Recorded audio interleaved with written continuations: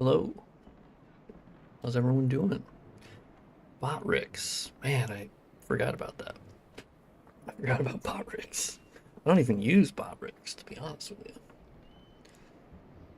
Oh, okay. Let's see, got that. I made the posts. I did the things.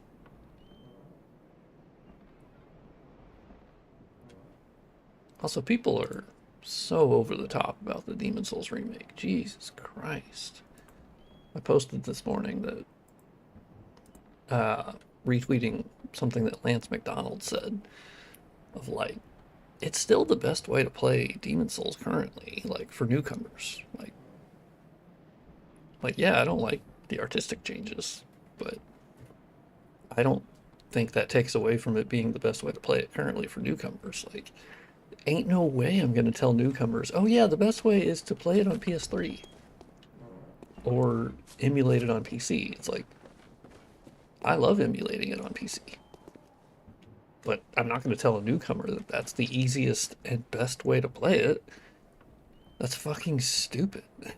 That's that's so fucking stupid. But whatever. You know, people have to be over the top, I suppose. Like it still plays like Demon Souls. It's still running the original logic underneath. So like visually, I have my problems, but like from a gameplay perspective, you're getting the Demon Souls experience, for better and for worse in certain situations, I would argue. So, I don't know. I find that weird. But anyway, how's everyone doing on this lovely, well, not really lovely Saturday? There's some the news is pretty bleak, but that's pretty usual as of late. I say as of late, but as of a long time. But so I don't know.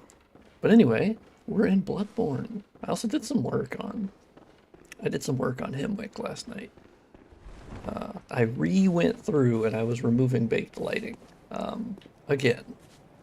I had restored all of it, but now I'm like removing some of it piece by piece, little tiny piece by piece that works and does not cause issues. What's up, Fabian? Fabian Xavier. If that's your real name, that might be the coolest name ever, to be honest. And then comp casual, comp X casual, comp casual. It is good that you're doing good. So we beat the Witches of Hemwick, so I can actually get out of Hemwick, realistically. I guess we could go to... Or wait, I guess we... Can we not go to... I mean, this is dumb, considering how long I've played Bloodborne, but I admit I'm still not, like, a full-on expert. Do we have to beat Amelia to get to Forbidden Woods? Because you get, like, the Fear of the Old Blood, like, by touching the skull, right? And then that opens the door. Or is there a back way? I forget, because I thought you could go to Forbidden Woods in a different time of day. Or is that only Hemwick that's available? Bit fuzzy on those details, I'll admit. Yeah, here's a piece of baked lighting. Well, yeah, where you can see your shadow doesn't actually show up. You sound like you could read a good bedtime story. I appreciate that. I have never really thought my voice was anything special. But there's been enough people that were like, yeah, your voice is pretty calming. I was like, oh shit. Oh shit, I got that. Lance McDonald is a completely different person on Twitter. Dude is weird. I don't know. I feel like he's pretty himself, you know? It's my real name indeed. Holy shit. That name is awesome. That name is fucking sick. Holy shit. Mine is incredibly boring compared to that. I feel like he's pretty... Oh, not hating on him. Yeah, Yeah, I don't know. I feel like he's, you know, pretty much himself. But I admit I haven't seen all of his tweets or something. I think he can get. I think that used to be a complaint against him by some people that he was a little. He could be a little horny sometimes, and I'm like, I mean, me too. So yeah. Um, I don't know if there's something recently that came up. I actually do think that Lance brought up a good point about the Blue Point, Bloodborne, all the kind of news that came out recently from Jason Schreier. It is possible that PlayStation just lied to Blue Point. It said, "Yeah, From Software doesn't like that pitch." We don't know really. If they actually did talk to From Software, we don't have that information. So I do think that's an interesting, like, sort of caveat of like, yeah, we don't know that. Oh, I need to turn the HUD back on, by the way. Preferred specs to run the mod. I admit, I don't know. I honestly have no idea. I would defer general specs to running Bloodborne on Chad PS4, which I don't even really know what the recommended specs are for that, if I'm honest. As I think it kind of evolves depending on the emulator's performance. And I think generally 16 gigabytes of memory is now okay. It used to not be. It would crash more, but I think that's fine now. I think as far as processor, I honestly don't know how many cores is generally recommended. I mean, I would at this point, I would, if you can get an 8-core processor, or if you have one, like, that is definitely preferable, I would assume. Because I believe the processor in the PS4 is an 8-core processor. It's an incredibly slow one. It's terrible. It's an awful, terrible. It uses the AMD Jaguar cores, or that's their code name. And they're fucking terrible. So realistically, obviously, like a current processor that's a 6-core would be massively faster, but whatever. Whole lot of stuff there. Does the emulation software run stable now? I mean, it's not perfect, but yeah, I mean, I definitely don't crash much. There are some times where I'll launch the game and then it like immediately crashes, but then you just launch it again and it's fine. I don't really know why that is necessarily, but yeah, it's awesome at the moment. Let's display the HUD. Fuck yeah. Alright. Ooh, I have 20,000 echoes? Holy shit. I think my weapon is upgraded to the highest that it currently can. Yes, I need more twin bloodstone shards. For sure. Boom. By the way, I think the next stream should be Monday. I'm thinking of like streaming 3 times a week or something. I don't know. That seems like a good amount, and reasonable.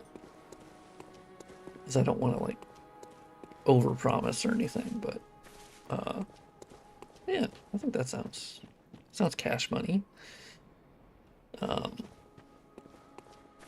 But yeah, a lot of Bloodborne news going around at the moment.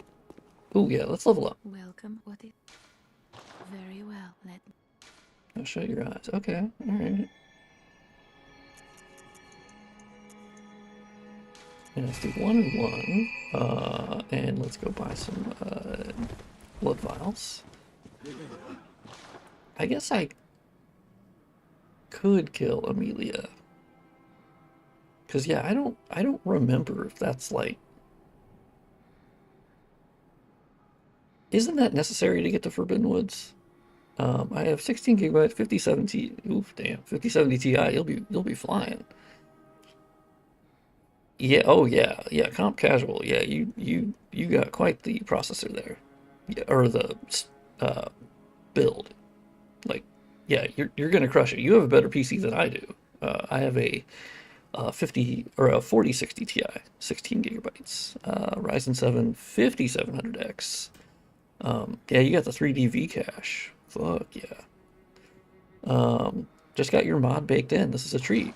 Oh, hell yeah. Nice. I will be updating it within the next couple days. I have more textures I've upscaled, more baked lighting removed, but yeah, I'm pretty happy with how the mod looks. Oh, let me turn off the extra AO. It's not like super necessary, and I think in the fog, I don't like it. I had it set too high from last night, but beyond, oh yeah, you guys can't see the reshape menu. I forgot. Right now, I just have depth of field and or TAA, and then sharpening, a little bit of sharpening on top, and then depth of field. So nothing crazy, nothing. We are using the built-in SSAO for Bloodborne again. But thank you, Joe Lumlums, for the nice words. I'm glad that the mod was able to be installed and works well. It's in a much better shape or state than it's been in a long time. And I don't know. I'm feeling good. Feeling good about it. I did have someone that was tweeting about it yesterday, and understandably, no hate to them. Like they just didn't quite understand what the mod did, and they assumed it was something to do with like saturation or all reshade or something, and they were using like stills from the Digital Foundry video, which I also was not happy with how my mod looked in that video. I really wasn't. But I'm also my harshest critic, and that's back when it was the my personal like presets for the areas, which is of course not the case anymore. Yeah, I guess we'll go Cathedral Ward. Just realistically, I guess we should kill Amelia, or maybe I'll head towards Forbidden Woods.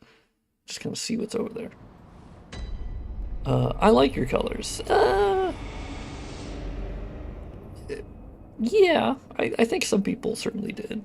And there's elements of my personal preset for the areas that I do like. And that's why I, made it like an optional thing. That if and I'll work more on them, because I do think there's probably some really cool things I could do. But I do think it makes a lot of sense to just have the default setup for the mod be like how the game looks by default. Now, of course, it's not a perfect match for how the game originally looks, of course, because of, like, as you can see here, the dynamic shadows. That's obviously that's a change, YouTube downscales the videos. Well, I mean, I wouldn't say they downscale the videos, but I mean, it depends on the resolution. I assume you're talking about something else, but in terms of resolution, they obviously do have compression algorithms and whatnot that don't help, image quality. But the reason they do it is obviously for the save on data. I mean, the colors are currently set up in the same levels that FromSoft did. I have not changed that for the area configs. So the colors that you're seeing are... It also depends on your monitor, but I mean, I basically I just haven't changed the area colors. This is the default presets from software. Yes, my mod is better than it used to be in terms of performance. That's actually down to undoing some of the higher quality model stuff I was doing, in Central Yarn specifically. That it just really wasn't a good idea. It didn't work that well, to be honest. It was also pretty sloppily done. I've even used them in all my FromSoft experience. I wasn't even aware you had mods. Yes, I do have the Armored Core 6 one. I think it's probably the least known mod I've ever done because just no one cares about Armored Core 6, unfortunately. I love that game, but it just no one cares about it. Sekiro as well. Like Sekiro and AC6 are the two worst performing games to mod. Like just people just don't care about that shit for whatever reason. That's just not. Ooh, yeah, you can see here the removal of the player mask that I do, so that the dynamic light like affects the characters much more. You'll notice that has a downside of it reveals the light leak where the dynamic light is coming through the meshes here. I need to fix their backface culling on the mesh so that way the light doesn't come through anymore. So that's on me. Yeah, AC6 is easily top 10 game of all time for me. It's fucking amazing. I think it's such a shame that I think a lot of people won't try that game because it's like a mech game. So they just kind of assume that they won't like it, but it's amazing. I do. It is annoying how the Armored Core old heads are really salty about it, and that sucks. I don't like that. Are you still updating the mod? Yes, I worked on it last night. The last update was a couple days ago. But yeah, I am indeed.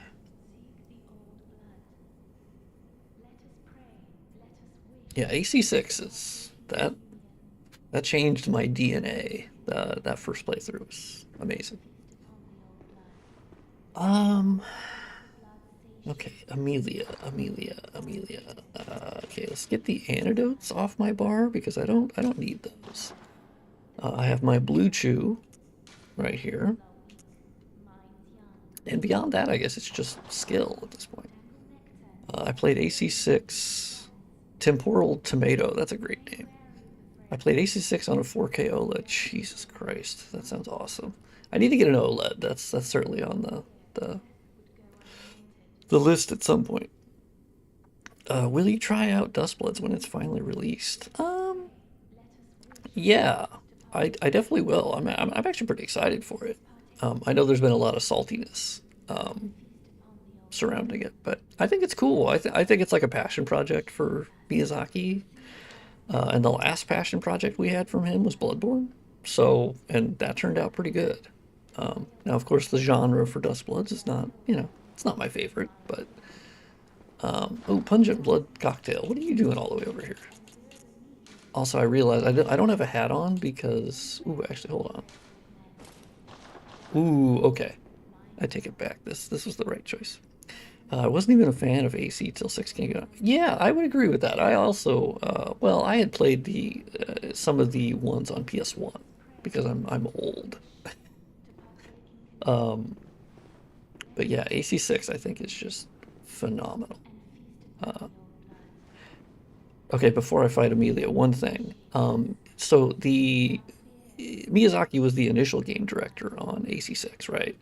And then he handed it over, which I forget the person's name. That's my bad. But the game director was actually the gameplay lead on Sekiro. And my hope is that because AC6 is considered a success by Miyazaki, basically, I would actually hope that they give the Sekiro sequel, if they do that, which I really hope that they do, to that guy. Because I think he proved himself with AC6, like, beyond a shadow of a doubt. He's got it. He's got the sauce, you know? So, and he was the gameplay lead on Sekiro anyway. So, like, he knows it. I don't know. I would like that. I also just want there to be a Sekiro sequel. I think there's more to tell in that world. Yeah, I do prefer new IP to remakes and remasters, which I know is funny for me to say as a hobby remaster myself, but yeah, I do think we're getting a little too focused on remakes. And I think it's really weird that some people think that this latest like Bloodborne news was hinting at From Software wanting to be the one to remake Bloodborne, and I'm like, that doesn't make any sense. Like they've never, ever, ever said anything, as far as I know, about being interested in ever remastering their own stuff or remaking it. Like, and also, why the fuck would you remake Bloodborne? It's amazing. It doesn't make any sense. I don't fucking. The only people that would say that are like people who haven't played Bloodborne. And I'm like, why the fuck would I want this to be remade? It's perfect. It's amazing. I love it. Alright, Amelia.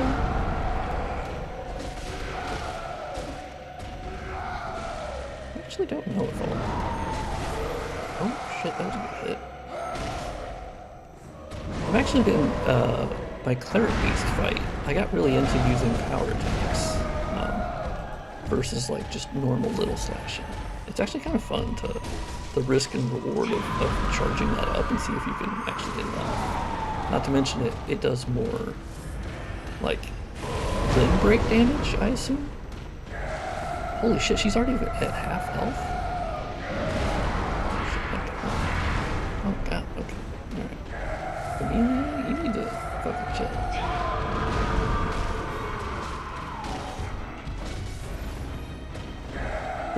This song though, come on. So good. Oh, Amelia? Oh my god, I still got it? Are you kidding me? That's crazy.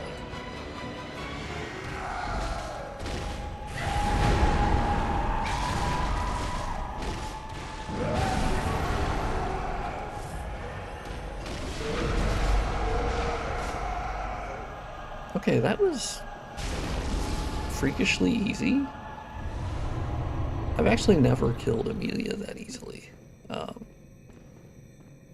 don't think I'm over leveled. I'm level 34. I have a +5 weapon. I don't. Okay, that was easy.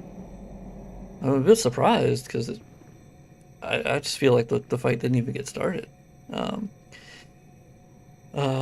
I did something wrong with applying your mod. Pasted the folder as instructed and replaced it.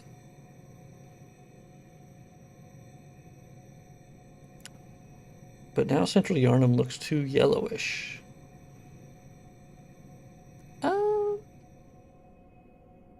All I can tell you is the area configurations are the default. So, and Central Yarnum has multiple versions. You might be talking about the second version of Central Yarnum. There's the first version, then you kill Gascoigne, then the second version is more yellowish for sure. And then you have the dark version after killing Amelia, and then you have the final version, which is after killing Rom. Also, the FXAA is off in my mod. I do turn that off. It's awful, FXAA. It's the worst FXAA I've ever seen, I think. And then Reshade, yes, I do have... Ooh, actually, no, I want to go touch the skull. Good hunt. Thank you, Nosferatu. Lucard? Nosferatu Alucard for...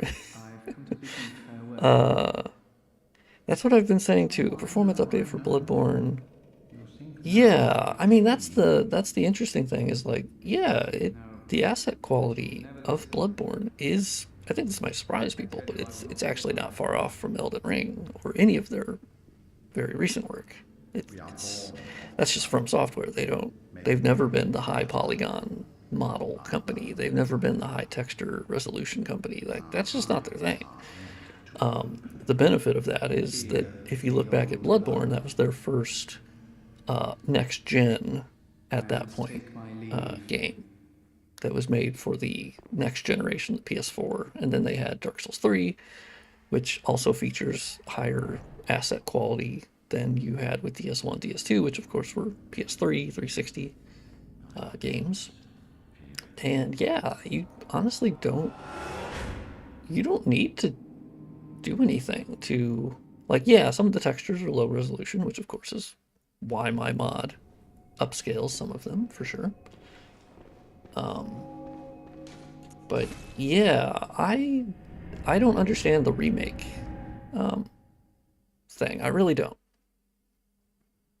I think it looks amazing. So I don't I don't really understand that. Demon Souls made sense because it was a PS3 game. Not only that, it was a very early PS3 game, generally. I mean, I guess if you say 2009, so not really like early, but early enough. It has some pretty low quality assets in certain places. Interestingly enough, Demon Souls actually has like some 2K resolution stuff. It's very, very interesting. I don't know why they still had them at 2K when they were struggling for VRAM, but Miyazaki has talked about how hard that project was developing it. So, and that's why From Software, yeah, of the public statements we have from them, they've basically just said PC port for Bloodborne, like that. That's basically the thing they want. They, we'd love if more people could play it, and the PC port is all you need to do. Yeah, I think handling the sound for me that's such a fundamental part of it, specifically the OST. Like if they ever remake this game and they fuck with the OST, like that's pitchfork moment. We get out in the streets because that would be a crime against all of humanity to touch this OST. I no. That I would yeah, I don't know. That would piss me off to no end. That like for Demon Souls it didn't piss me off as much. I didn't like it. I don't like some of their changes. Some of them I think are fine, but I yeah, I Bloodborne's I like that's you these are some of the best like some of the best music I've ever heard in my life. Type music. And I'm not like an expert or but whatever. I gotta let my cat out.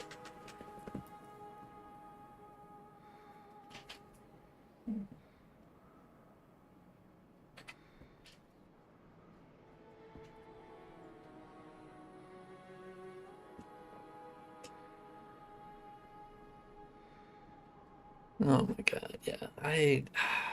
Yeah, the sounds in Bloodborne are so specific that I don't know why you would retouch those. I think the only thing that obviously the From Software games could use, and specifically these older ones, older-ish, is I think the sound mixing is quite awful in many cases where there's multiple sounds happening and it just you can't tell like it's awful. Like when there's multiple sounds happening and a bunch of like it just becomes a cacophony of just nothingness. So I do think sound mixing there's room there for improvement. I'm sure From Software would they've obviously gotten better at sound mixing to a degree. But yeah, I would prefer a DS1 remake. I mean, yeah, I think out of the bunch, that is certainly the one that I go, yeah, okay, yeah, because uh, I think it's the most iconic of the trilogy, and that perhaps is just nostalgia, but I think there's a reason it's hailed as one of the greatest games of all time. I do think the second half, I mean, I've talked about it a lot. I don't particularly love the second half of DS1. I don't hate it. I'm not really negative on it. I just don't like it as much as the first half. Because it loses the interconnected level design at that point. And I don't find as much enjoyment in the areas that you go to generally. But the first half, I think is amazing. As for a remake finishing Lost Izalith, the only person I would ever want to do that or touch that is Miyazaki himself. Like, I just, I, yeah, I don't want anyone else to. I don't know. Yeah, I don't know. I don't. I think that becomes my issue with the remakes if they.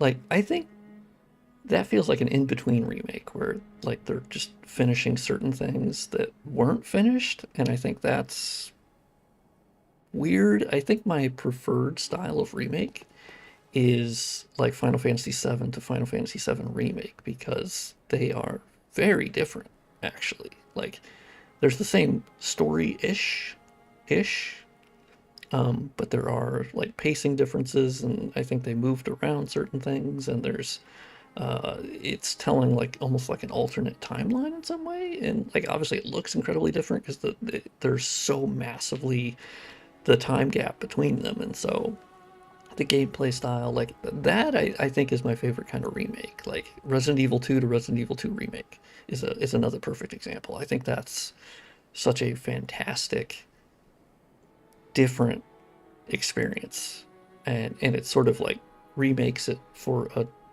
not a different audience, but I don't know. I like that it's not just, hey, let's look at the assets they had before and then we just make them better assets, which I understand. But I think in the process of doing that, you can, I don't know, you get the same game but with different art direction depending on how it's done. And that's what happened with the Demon's Souls remake, which I think is gorgeous. But of course, it shifted a lot of the art direction when they were making the better assets. You know, that's kind of what happened. So, I don't know. I tend to prefer like the full-on remake.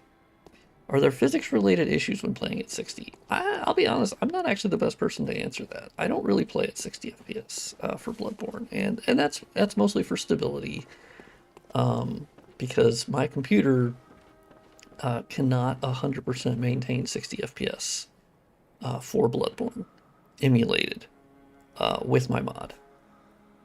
And because it can't maintain it 100%, when it drops, the input latency becomes vastly worse than if I was just running it at 30 FPS. And I know that sounds crazy. I know people hearing that will be like, wait, but your frame rate is still higher than 30. How is that possible? Well, that's down to the frame capping method. So the 30 FPS frame cap is FromSoft's frame cap, and the way that that's set up is very low input latency.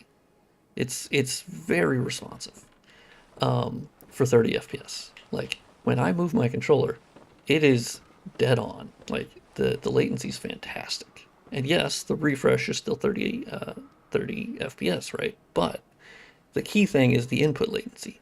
So when you enable Lance McDonald's 60 FPS patch, which is great, it switches to a different frame capping method because, of course, FromSoft did not make a 60 FPS frame cap.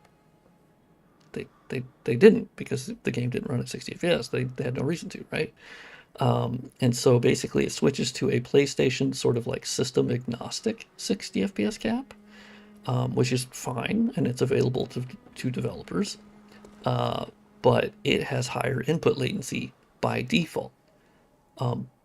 But so technically you can, I think you still overall get less input latency at 60 FPS using the patch, but it's not as low as it could be if it was a better 60 FPS frame cap. Anyway, but I can tell the difference because when it drops to like 55 FPS or 54 or 50 or, you know, in those, depending on those situations, the input latency goes way beyond the 30 FPS frame cap. It's awful. And so I don't like that. Even if another FromSoft developer touches the second half of DS, the problem was the development time. Yeah, I would prefer they remake the game that exists. I don't trust anyone but the original creators. And this is why I think FF7 Remake makes a lot of sense, because a lot of the original people that also worked on FF7 are involved in that. That makes a lot of sense to me.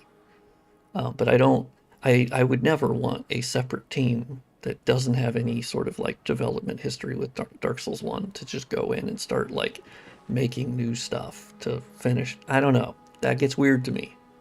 I don't like, unless Miyazaki was overseeing it and it was his decisions. Well, then that makes sense to me.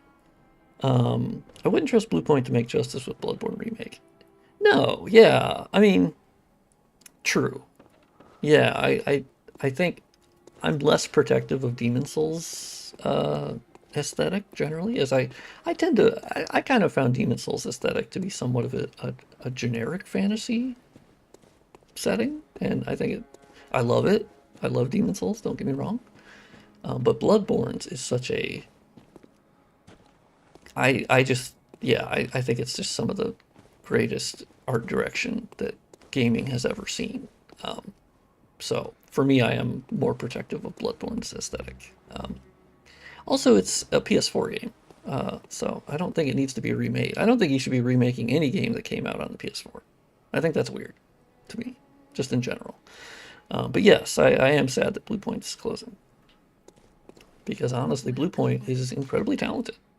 You know, I think their technical experience, their engine is amazing. I think they really are technical artists, but I do think they lose the plot a bit in doing that.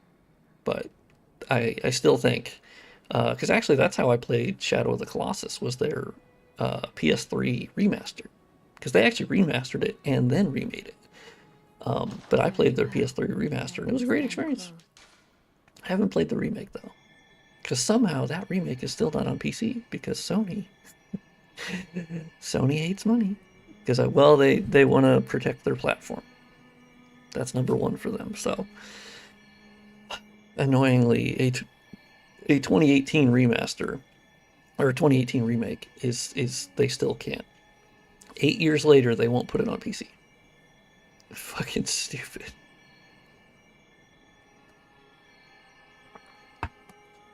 Oh, gotta let my other cat out. Hold on.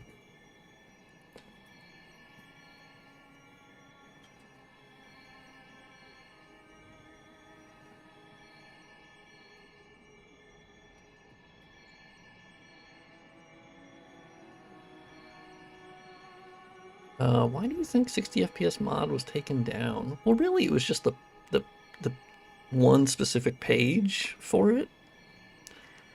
Honestly, I don't know, because it's not like it was releasing anything that, like, admittedly, the files that he was editing, like, Sony owns those files, so, like, I don't... Farewell, good. I can't say they were wrong to do it, because, no, I mean, they own those files, they do. I don't think it made a lot of sense, because it's not like anyone could do anything with that patch anyway.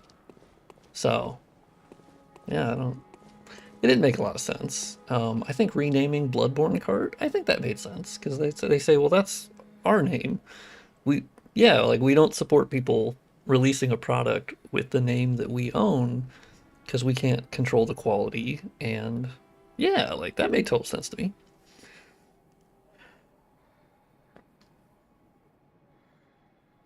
I thought FromSoft, they were working on remake. Yeah, I still don't... I have to admit, I don't really understand people that think FromSoft would ever remake any of their own stuff, like, that just, or remaster their own stuff. Like, that's just never going to happen, you know? Or at least I don't think so, because I don't know why they would, you know? Like, I don't know why they would ever remake Bloodborne. I don't really see what... I don't really know what that would achieve, honestly. Because the asset quality for Bloodborne is actually still good, and it's on par with Elden Ring, if not like a little bit below, but like it's not far off. You'd be surprised. So like, if FromSoft made it, remaking the assets would actually just be a giant waste of their time. Like a horrendous waste of their time.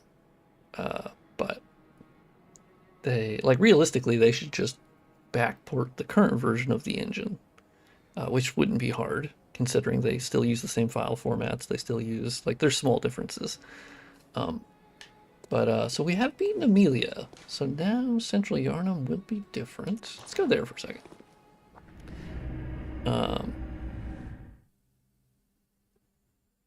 Finished Dark Souls 2 for the second time with Scholar of the Second Sin mod. Beautiful work. Oh, thank you. That's very kind. I do expect to go back to Dark Souls 2 modding when the path tracing update comes out for DS2 Lighting Engine. Very excited for that. Yes, we have a new version of Central Yarnum again. Unfortunately, I have still not figured out the light shafts with how they function in Bloodborne versus DS3. DS3, it's very easy. You can literally just go into the visual config file and turn on the light shafts for a certain map and configure it. Bloodborne has the same settings in its visual config file, but it does not. It doesn't function that way. You can't turn on light shafts on a map that doesn't have light shafts that way. It just doesn't. It just doesn't do anything. And so how they do it on these maps is that they actually have a very specific particle effect that they place manually. And so it's not done through the visual config files. And I haven't been able to replicate that on other maps because obviously these light shafts you see here, I would love those to be on every map, every version of every map, because light shafts are great. I think they're great across the board, you know, like with sun shafts essentially. It's light shafts, but it's for sun, it's for the moon. I'm not sure if I'm misunderstanding, but are you saying Bloodborne remake or remaster would make no sense? Well, so I'm specifically saying that FromSoft remaking it makes no sense. FromSoft has no interest in remaking their own stuff. They've never said that they were. I have no idea why people think that any of the recent news has any indication that FromSoft would go back and remake their own stuff. Like that, it just doesn't make any sense. Like From Software would just want to put it on PC. And also, with FromSoft's asset quality in Elden Ring, Bloodborne is not far off that. So remaking the assets would make literally no sense. And even from if Bluepoint were to remake Bloodborne, I'm sorry, but I look at the image right here and I go, why the fuck would anyone remake this? This is amazing. This is literally amazing. This looks fucking awesome. This is as good as I ever need any game to look. Obviously, yes, if Bluepoint were to remake it, which of course they're closing, so they're not. And I'm sad about that, because I think they're very talented. Yeah, certainly things would be higher polygon count, you know, the textures would be higher resolution, but I'm sorry, but if you play Bloodborne and you genuinely think that this should be remade, I just don't get it. I don't get it. 60 FPS, yes. Better anti-aliasing, sure. 100% agree with that. Those are all fixed with the current version of FromSoft's engine. They're also just fixed with the PC port in general. You don't have to do anything else. Like, I don't know. I find that weird when people are like, yeah, they need to remake it. I'm like, have you played the game? It looks fucking awesome. I don't know. I agree, but I respectfully dislike Sekiro Fire. Oh, okay. Oh, Bearer of the Curse is also a fantastic piece of work. Yeah, Bearer of the Curse is really cool. That was, yeah, I, of course, had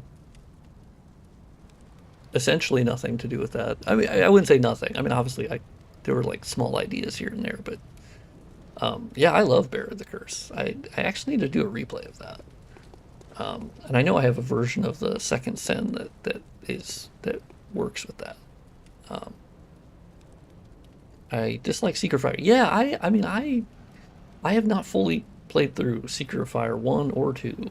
I guess now it's like the 2, but very talented creator.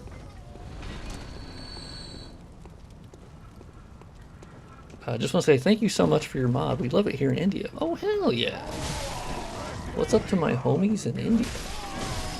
I do like that, you know, that's the coolest thing about being, well, I should say semi-known on the internet. Like niche, micro, influence, I don't know what you would call it, but it's really cool when there's a bunch of people from other countries. Living here in the US, it's something. It's definitely something, especially with the current government. Not to like get political, but not that I have any problem with doing that, but I don't know. I prefer just to play the game. Remake unnecessary. I would agree. Yeah, I don't even a remaster. Like I personally would be fine with that. Like, which I mean, obviously, it's funny that I would say that because of course my mod is, you know, like a hobby remaster, you know, so obviously I am doing that. But like an actual company doing it, with a, you know, budget and a bunch of people. And yeah, I think that could be cool. I personally think a PC port is kind of my ideal situation. you know? Because I think the game as is amazing.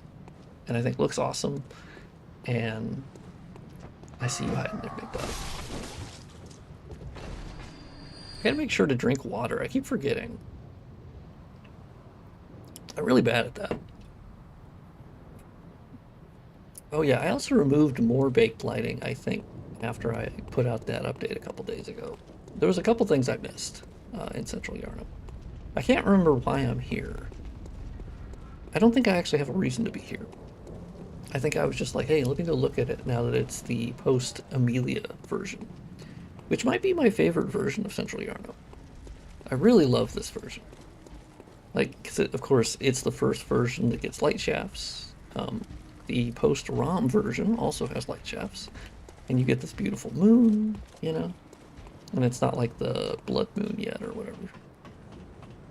Does the mod improve performance for you? No, I mean, if anything, my mod decreases performance. Like by design, the dynamic shadows and the higher resolution textures and the parallax occlusion mapping and the, yeah, like it should lower your performance, to be honest. Now, how much? That varies. It depends on if it'll be noticeable for you at all. Like for me, I basically get a flawless 30 FPS across the board, so I don't notice any difference. When I play at 60, obviously I can maintain 60 FPS without my mod much better. But it not like I wouldn't say it's a massive difference. It's going to depend on your build, but obviously, yes, it's not a performance boosting mod. I'll tell you that much. That'd be a crazy remaster that not only improves performance, but also visuals. Are there any community mods that add crazy stuff to Bloodborne? I mean, obviously there were mods for Bloodborne prior to Shad PS4 being a thing. I think it was Bloodborne. God, what is that mod? I don't know the name. I can't remember the name of it, but it added like fast travel from the lamps themselves, which was awesome. That's a great change. I love that. And added a bunch of other stuff. I do think the actual remaster would be best. Just unlock the frame rate, fix frame pacing, and get rid of the chromatic aberration. I mean, I would disagree on the chromatic aberration. I personally disabled the chromatic aberration, but that is a part of the, like, that is something that some people will like and some people won't. So I don't think a remaster should probably across the board disable it. They should just add it as an option that you can disable, right? I think you'd be going a little too far to just disable it, because obviously chromatic aberration is very much a thing that fits with Bloodborne. 100%. Like, it's the perfect game for chromatic aberration, you know?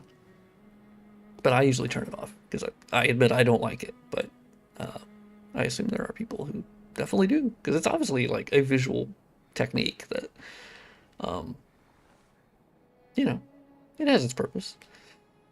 Bloodborne is really beautiful, but after playing Lies of P, there's still room for improvement. Oh, well, yeah. So, I mean, I think people misunderstand when I say that I don't think it needs much of anything.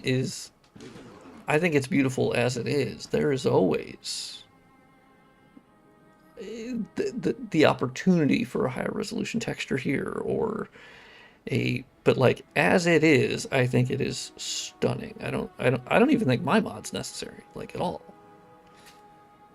Do a side-by-side video walking through Yarnum. Yeah, I know. I'm just not good at the work that goes into making those. I tend to, I think I might be more happy just leaving that to like Digital Foundry and other people who want to do it, and then I'll just work on the mod. I'm kind of like, I don't know.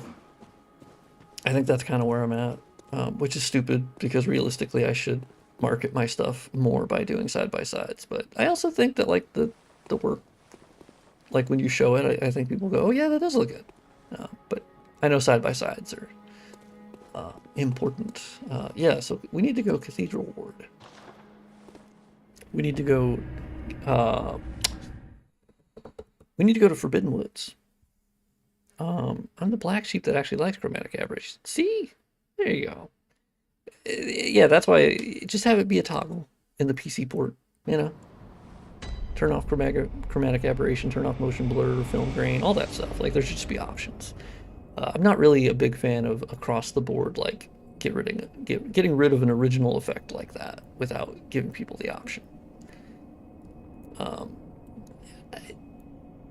Yeah, I'll admit I actually am not. I would not be good at explaining chromatic aberration. All I know is that it creates like it's almost like a distortion effect around like edges, and it very much fits in Bloodborne. Personally, I do think it fits. I personally, just for clarity's sake, I do tend to disable it. But yeah, I think a toggle is always my preferred option for most things, to be honest. Like that's generally my thinking for most things. If you can make it into a toggle, that's my favorite option. It makes things blue and green. Yeah, there's a distortion effect that certainly happens with it. I'm trying to remember. How do I? Oh, I think I know. Yeah, let me go this way.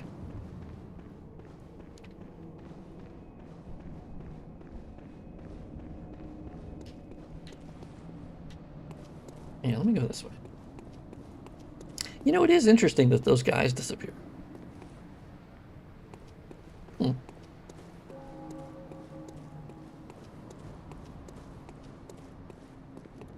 What's up, big dog?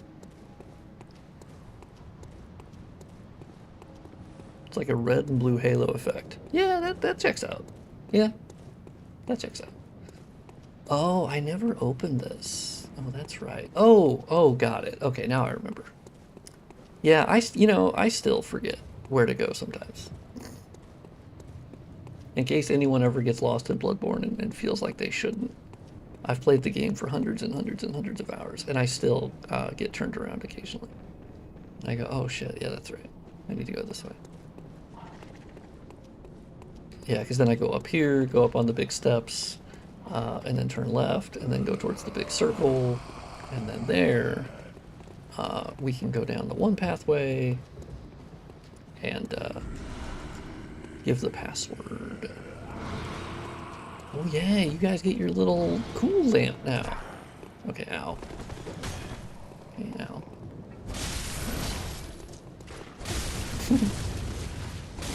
You guys have got to be so annoyed with me. Ooh, okay, well don't do that. We don't like that. Oh! You hid your little projectiles with your friend. Man, those do... Man, I'm getting dog walked by these guys. Fuck you. Fuck you for shooting me up there. That's actually pretty awesome. Yeah, I'm playing like shit right now. Oh, so they have the repeating pistol. Man, they got the giant version of it though. Man, what a look. Also, Upper Cathedral Ward up there. Very nice. Oh, dude, I get lost in Forbidden Woods 100%. 100%. I fucking get lost in that place every time. Although lately I've been better. Obviously, modding the game does help a lot. Because, like, I'm in the areas a lot, so it makes a lot of sense. But trust me, I still get lost. Alright, let's go pick up some shit. Nice, Madman's Knowledge. I would like twin Bloodstone Shards, if I'm honest. That's my preferred pickup at this point. Also, this is where the flamethrower variant is, and I always find that guy incredibly cool. It's a shame he's not used in more places, but then again, you know, I guess it makes it a bit more special. God damn it, stop giving me Madman's Knowledge, you know? Stop giving me that. Oh yeah, let's open this too. So what's everyone up to on their Saturday? Big plans, non-big plans, small plans, or no plans? I'm usually in the no plans gang, to be honest. I mean, I'm usually just working on the mod, if I'm honest. Which I'm usually honest because, I don't know, I'm not really good at being dishonest. I mean, come on. Look at this effect. I love the flamethrower, guys. That's so cool. Damn, I put down some damn. I still can't believe how fast I killed Amelia. Made men by the blood? Fuck yeah. Now we're talking. I am kind of surprised how fast I beat Amelia. Like, I was not expecting that at all. I don't know, I usually have more trouble on her. But there, I just, dare I say, I popped off. It was like, she was I mean, to be fair, I used the blue chew, you know, so that's part of it, but... Shit. They give you 12 poison knives? I don't remember that. Oh, I can see the prostitute lady down here. And then this guy who fucking doesn't trust anyone. So I think you give him the opposite option? Oh, okay. Well, he doesn't care. Is this the nice lady?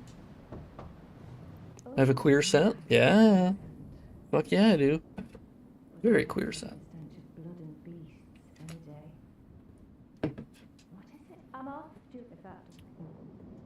Oh, do you... Yeah, come on. Go to the cathedral. Fuck yeah. Oh, I never talked to the one guy. Oh, sorry, lady. I never talked to the jabroni. Do you fuck with a top hat or pointed hat, hunter's hat more? I prefer the hunter's hat. But I am wearing the top hat because I still wanted to, like, see my character more. And I think the top hat works pretty well for that. I don't care about the rumpled and sweaty clothes set. Like, that set I think is just meant to be a troll. Of like, oh hey, here's this really shitty set. It's like, oh okay, thanks. I don't want to wear that, but thank you. It's very nice. Okay, well fuck you, I'm not gonna talk to you. Oh, you're just sleeping. Juror's hat's best? Fuck yeah. Oh my god, okay. Hey, you brought your... I'll be honest, I actually don't know. What is that weapon? What do we call that? Oh shit, got him. Man, it looks so sick down here right now. I mean, it always looks sick down here.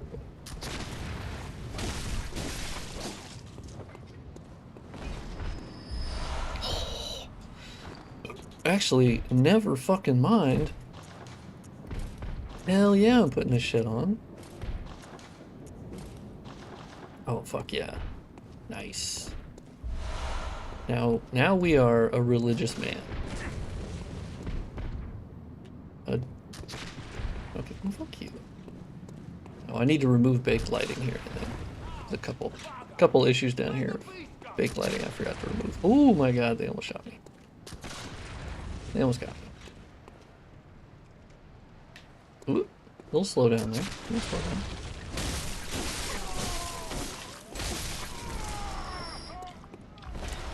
Look at them having their monthly employee meeting.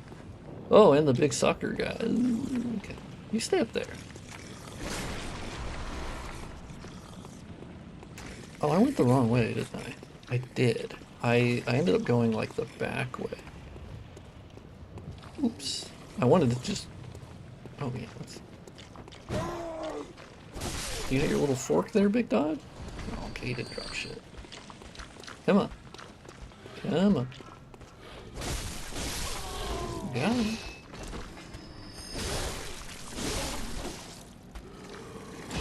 Yes. Give me them bloopers. Yes. Give me the stairs. We'll make our way the back way. That would be the flat hoe. Yeah, I wouldn't think so. I'm used to like a normal hoe, right? I think. But that one was like, damn, you all got like 2 handles? That shit's nuts. Guards the gate with a password. Ah.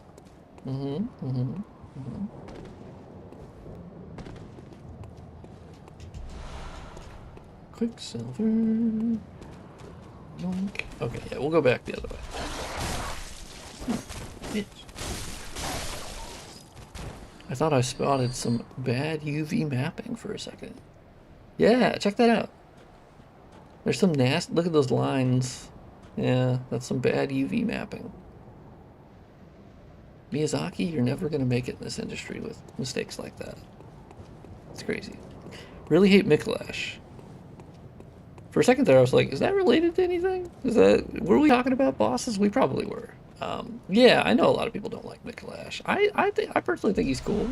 It definitely can be frustrating, but I really like when FromSoft like mixes it up, you know, instead of just like the normal boss fight that we're always used to, like a 1v1 or whatever, you know, just normal guy that, I don't know, I kind of like when they, and I feel like that's one of the weirder ones they've ever done. Oh shit, I actually got him?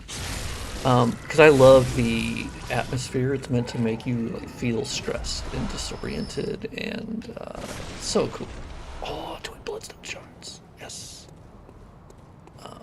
I don't know. I've really come to love it. Obviously, my first playthrough, I did get a little tilted because I was like, "Son of a bitch! You mean I got to do all that again?" Yeah, like that wasn't my favorite thing, but I don't know. I thought it was kind of fun.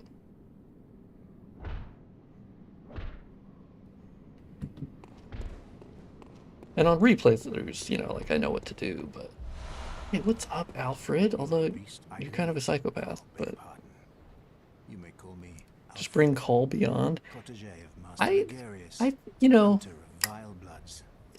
I think my only like issue. Oh, Quambra. Take this. Oh, sure, yeah. Oh, nice. Beast hunting is I think my main issue is like the his over the head attack, where he ends up, you'll end up getting in a cycle where he'll just essentially like do that over and over again because you'll be a certain distance from him.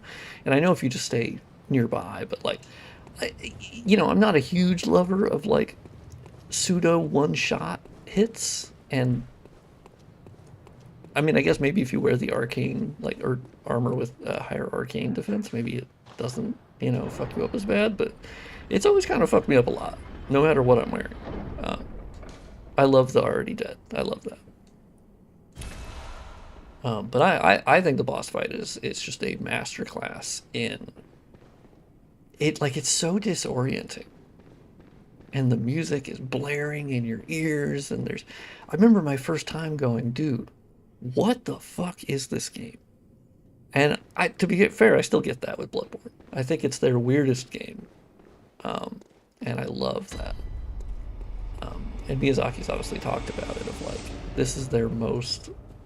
I think of course I'm paraphrasing, but he said something about it being like the most Miyazaki game.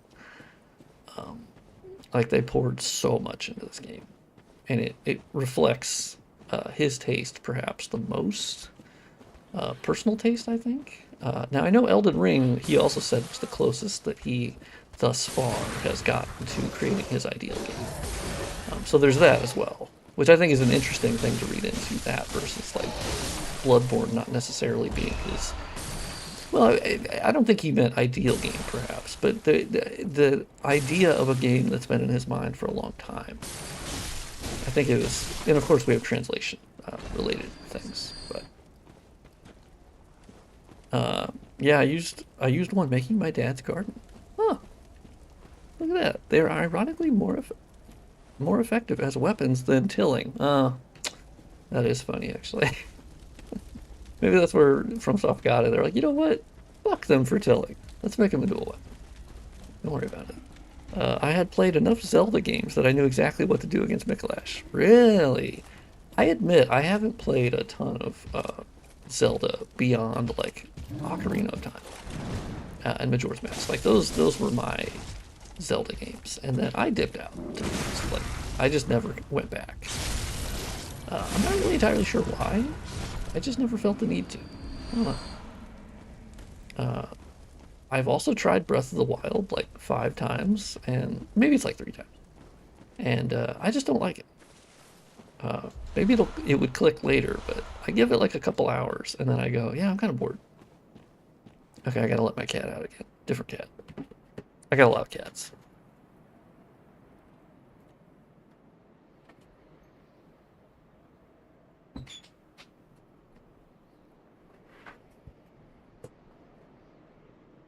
Getting all the way to Mikolash is yeah, that's the thing, is certainly the having to redo, you know, or to do another attempt is not, it's not ideal, you know, it's certainly a long encounter.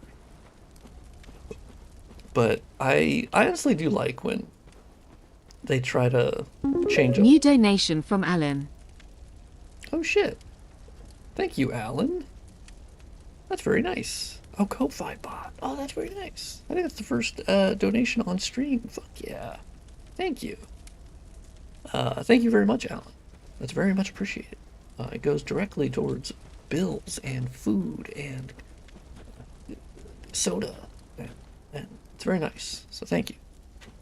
After Elden Ring, I detest Zelda Breath of the Wild. That's an interesting one. Yeah, I mean, I guess they're both open world. I don't know. There's something about Breath of the Wild that I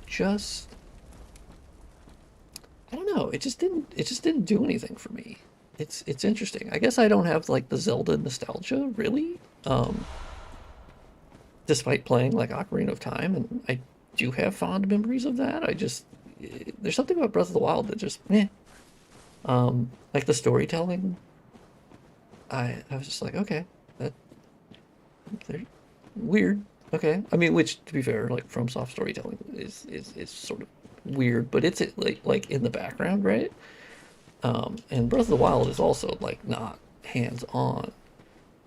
At least I've only played like the first like couple hours, but I also tried Tears of the Kingdom, and I also didn't like it. I will say, like, I think for me it's because I don't really care about cooking in games, and I don't really like crafting. So when you add that up, it's going to make it to where I don't like the game. And that's just kind of a preference thing at that point. It's not because it's doing... Like, when I think of Breath of the Wild, it's actually not because I think of it doing anything badly. But that's also because I'm not, like, an expert on open-world game design or anything. And arguably, most people would praise it for its open-world game design. I just don't really care about cooking or crafting. And that kind of rules out, Breath of the Wild a little bit there. Like, I don't like having to eat food to heal. I just don't care about that. I don't have a dodge roll, which I know is very, like, basic bitch from soft person. Maybe if I had played it prior to, like, getting into Souls games, maybe that would have helped, Elden Ring proved that Breath of the Wild skipping out on story was not necessary. Yeah, I mean... Yeah, I know Zelda storytelling is a little, like, all over the place, where you can try to make sense of it, but realistically, there's just a lot of different timelines, and, I really like the Brian David, or is it Brian David Gilbert? BDG? Is that the acronym? His Zelda video I thought was really funny, back when he was with Polygon. Of trying to tell like the Zelda story, and it was like, oof, honestly, Brian David Gilbert, he's brilliant, absolutely brilliant. I've watched most all of those videos that he did because they're just fucking fantastic. They're so funny because it's sort of like that neurotic humor that really speaks to me as a neurotic person. The overthinking and taking it to the logical extreme, I think, is just a funny concept, Narrative open world games do have an inherent storytelling issue because of how you can have nuanced character growth if everyone's encounters the beats at different times. Yes, I actually think Elden Ring suffers from that a little bit. And I personally prefer their earlier games in terms of like replaying them, and even as like the way that they can curate a little bit more of like where you go. I do think there is an inherent benefit to that. And I do think you give up a certain amount of that to make an open world. And that's kind of the trade-off. And I would think for Elden Ring it was absolutely worth it. But it also means it's a game I don't really want to replay that often. And I have put hundreds of hours into Elden Ring, don't get me wrong, I have. I've put a lot of time, but like, I don't... I think that's the, and I've talked about this a lot. The problem with Elden Ring for me, which I of course think is a masterpiece, 10 out of 10, amazing, one of the best games ever made. Like, I want to be upfront about that. It was a magical experience. But I think the way it's set up, the first playthrough, is specifically so fantastic. And I personally felt quite the drop off in terms of, you know, subsequent playthroughs, which for me was unusual with FromSoft games because I usually just keep replaying them because I just love replaying them, and I go, oh, I figured that out, oh, I got that, and there's something very like calming to me about the pathway that they create for you to go. And so in Bloodborne, DS3, DS2, I basically don't really think of, I don't have to think of where do I go now. Elden Ring, because it's so open, you go, oh, I could go anywhere. But the problem is that is shattered once you know where you have to go. I think that's the inherent problem for me, and it's why open world games are not my favorite genre. I'm kind of hoping we're over that a little bit, you know? Like I think that was a big thing for a long, you know, for the last like 10, 15 years of open world, open world, open world. That's so cool. We have the tech to do it now. And I think we should move back to, you know, I don't think we have to. Not every game needs to be open world. Like the people talking about Bloodborne being like a sequel being an open world game. I'm like, oh no, no, I love Bloodborne's world. It's open enough for me. I don't need it to be more open. I love how I traverse it right now, you know? I think it's great. Oh, you bastard. You guys can really fuck me up if I let you guys get a hit. Oh, the low stakes PvP? Yeah, if I was more into PvP, that's true. Just look at Assassin's Creed. Ezio games have a linear story. Yes, I would agree with that. I mean they've been open world for quite a while. Obviously, I'm an Assassin's Creed fan, which I know surprises people, but I quite like AC2. I loved AC1, not as much. A little rough around the edges, but it is why we have the rest. Brotherhood, I had a lot of fun with. Revelations, not so much. AC3, I actually had a lot of fun with. And then Odyssey is actually my favorite, and that's like super open world. But I love the world. I love the story. I love the humor. I do wish the leveling wasn't kind of busted by default, where you almost feel like you have to grind a little bit. And then if you buy the XP thing, then it becomes like normal leveling. That part sucks. That's the Ubisoft part that fucking sucks ass. But Cassandra as a protagonist, I think, was phenomenal. I think she's fucking fantastic.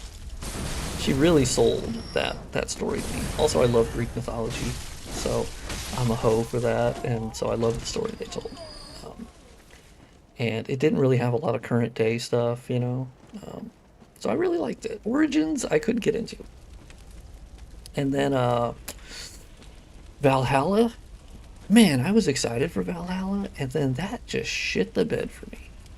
I just didn't like it. It took all the things away from Odyssey that I liked, basically. What's up, Wolfie? I can choose any dumbass weapon and use it and not worry about rank or whatever. I mean, we're talking about Elden Ring, right? Sometimes I forget where we're at, because I'm like, well, in Elden Ring, you still want to upgrade your weapons, though, right? How's it going? It's going great, Wolfie, by the way. We are kind of crushing it. We first tried Amelia. I have yet to die in this playthrough, I just realized. Again, I still have yet to die. Which is kind of crazy. I figured I would totally die by this time. So. Oh, did they level up your weapons in PvP or something? I thought your weapons would still be like whatever their upgrade was, like when you would do PvP, right? I could be totally wrong. I don't. Bloodborne IP is Sony, so I would rather say it will be a game as a service sequel. I think like maybe 3 years ago we would have said that, but I do think Sony is slowly, they have learned or learning their lesson as they've canceled a lot of their live service stuff. And it's been a disaster. So you would assume that. I mean, maybe they're still gonna push that, but no, I don't think they would turn Bloodborne into. I think a lot of people will. Like, look, I think Sony sucks for a variety of reasons, and I think Sony does certain things really well. But no, I don't think they would.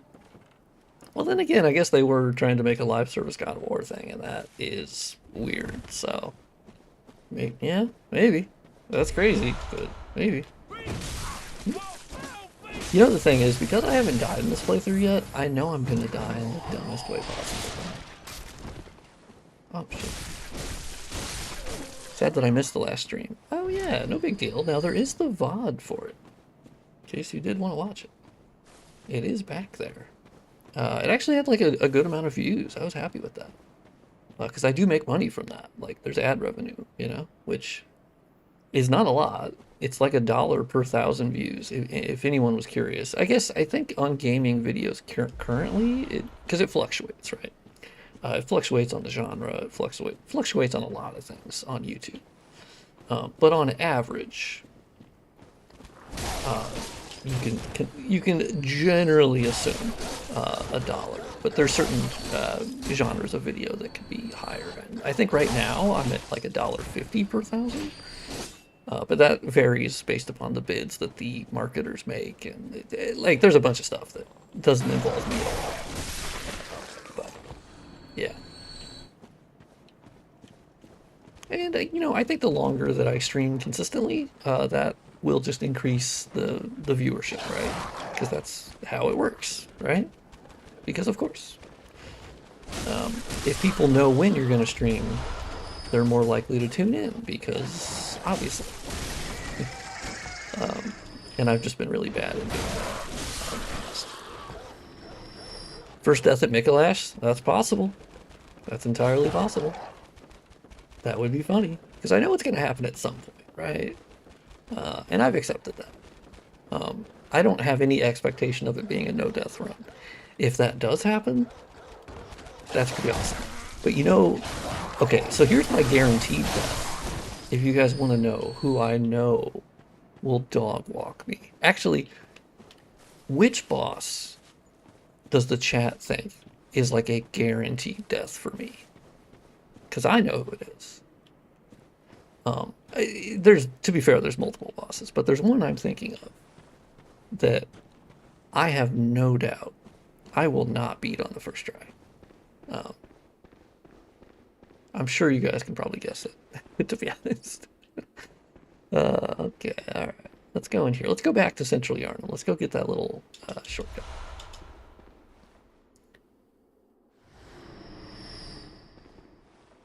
Stream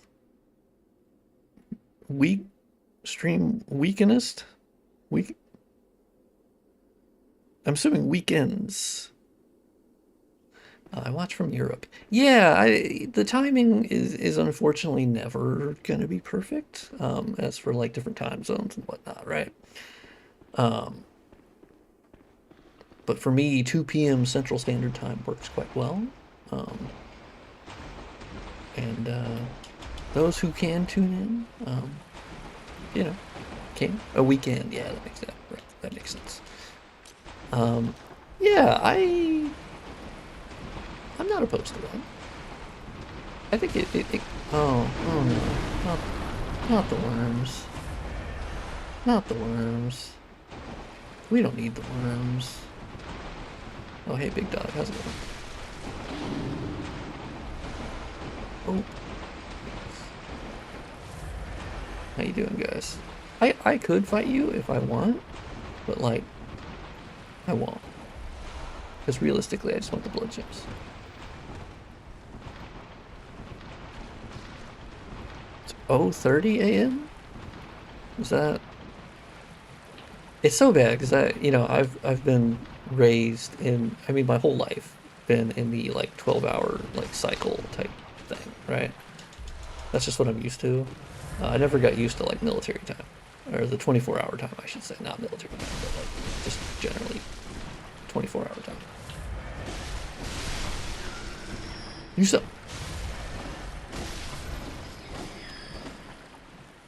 I think the water looks pretty nice. If I die to the worms, Miyazaki, you're gonna hear about it. Just so you know. We have to abolish time. 12 a.m. Yeah. That makes sense. Okay. Yeah, that's what I was doing in my head. I was like, yeah. That seems right. It's been like hardwired into me, the 12-hour type thing. But 24-hour time makes total sense. Like that's there's obviously a reason why that is a thing. And we call it military time here just because like that is the organization that we are known or taught as a youngster in school that they use 24-hour time. So yeah.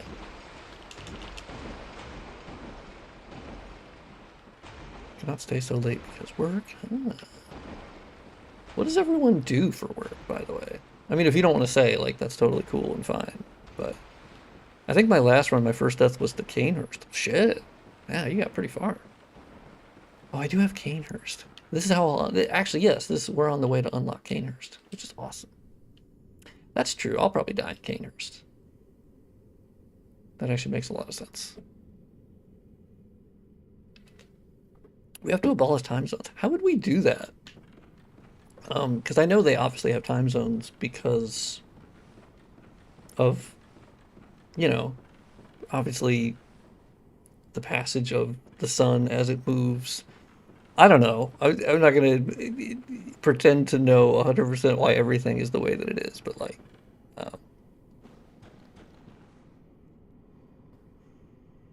oh, 16 minus 2 is 14, so it's 4 of them states. I'm unemployed as fuck. I know how that is. Been there. I guess I've been self-employed, which, you know, whether you want to call that a real thing or not, like that became. But look at this dynamic shadow, by the way. Actually, this gate already had dynamic shadows because it moved, but everything else has dynamic shadows too, which is nice. Oh, that's right. Oh, still in college. Well, there you go. That makes that you have a good excuse for it. I did not. When I became unemployed in like, I think it was 2019. Well, to be fair, I became unemployed because I quit my job. So a bit of a different reason there, but and then I just never got another job, and I ended up doing the sort of like Instacart shipped like food delivery type stuff. Oh shit, I didn't mean to go down this again. And then there's like user testing, which is really cool. It's actually a website called usertesting.com. And you can basically get paid by Microsoft, Nvidia, Office Depot, just any company. Basically, they pay you to test their website or app and just give feedback, which not everyone is good at. And when I started, I was not particularly good at it, but you get pretty good at giving constructive feedback. And here's what to improve. So some of the websites you have been using, I did tests on of like, oh, this button should be here. That should be a different color. Here's where I found this first. I think it makes more sense if this pop-up is here. And so I've done a lot of that testing over the years. They even paid me to play Fortnite for an hour. Microsoft did, because they wanted to test out the cloud gaming. That was like years and years ago. But they paid me like $60 to play Fortnite for an hour. It's pretty sick. Actually, the coolest one is they paid me $60 to go watch a Fast and the Furious movie. It was fucking awesome. I think it was Fast 7. They were like, we need you to go to a theater, you need to leave a review after this, you need to yada yada do this, how was your experience going into the theater, like all that stuff. I think it was AMC Theaters is the one who paid me. And it was fucking awesome. Everyone was like, you got paid to go see a Fast and the Furious movie? And I'm like, yeah, it was cool. You know, I honestly had fun playing it for an hour. I'm not really like... It was also against like bots, very clearly. Because I've played Fortnite with my... I was going to say niece, but technically niece and also someone who isn't related to me, but they're like friends or whatever. And I get a headache, to be honest. There's too much going on. I'm too old. I don't know. Like, there's just too much going on. It's also like an IP gangbang, you know? You believe Hassan got 100K to play AC Shadows for one day? Jesus Christ. I could believe it. I think that's... I don't think that was terribly... I don't know if that was worth it. I don't know. I mean, I know that he does play games. Like, he obviously has played the Souls games as well. At least I think he's played Bloodborne and Sekiro. I think he's played it. But he's primarily like a politics, guy, right?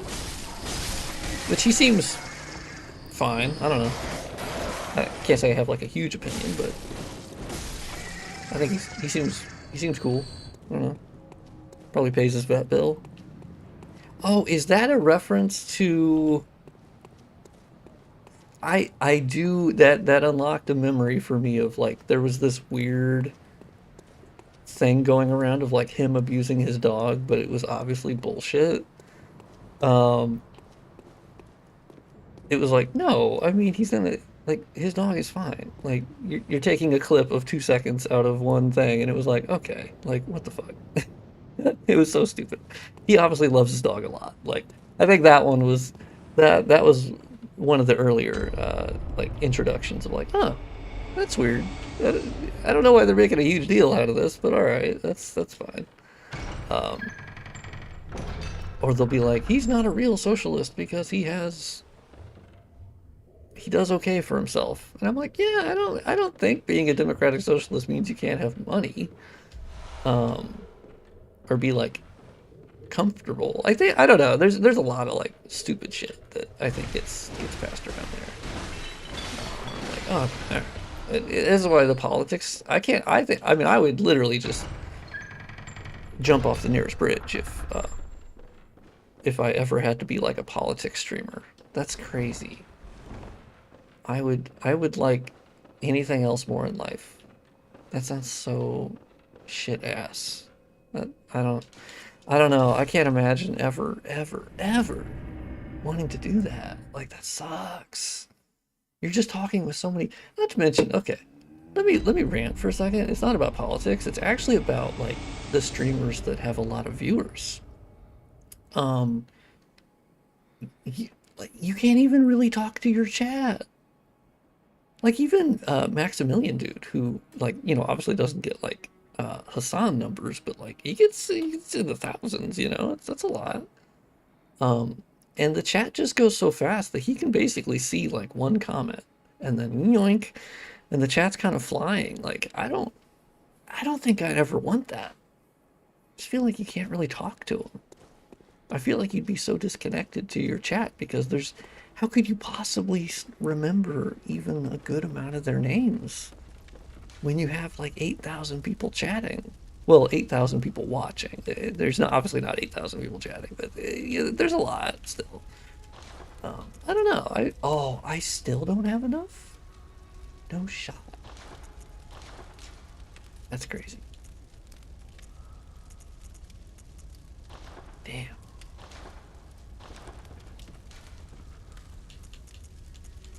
Okay, I don't have any new runes. Yeah, so I don't watch too many big streamers. Now that I think about it, I don't think I watch any. I think Maximilian dude, who I don't watch all the time. Although he retweeted something of mine recently. That was pretty cool. I was like, fuck yeah. He's the GOAT. Do what Germa does and make up chat messages. Interesting. That's still gotta be really lonely though, right? I feel like it's such an interesting thing that like if you're too successful, I feel like it gets worse because you can no longer like you can do slow mode, but even then, isn't that just either clogging up the chat to where it's like backed up, or you just don't see all of them anymore? I don't know. I feel like that sucks. I don't know. I don't like that idea.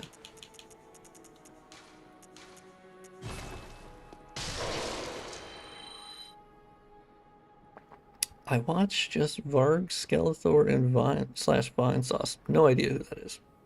But then again, I don't know most. I don't know most. People will say a lot of like, "Hey, this streamer," and I go, "Who? Who's that?" I know Mr. Beast. He's not a streamer, but he fucking sucks. I don't know why I just randomly had to dig at Mr. Beast. But fuck that guy. Have you seen this bullshit that they're doing? Where he put like 50 of the top streamers in the world into a fucking cube, and then whoever leaves the like last gets the $1 million. Which, what a jerk off! What a fucking stupid ass waste of time.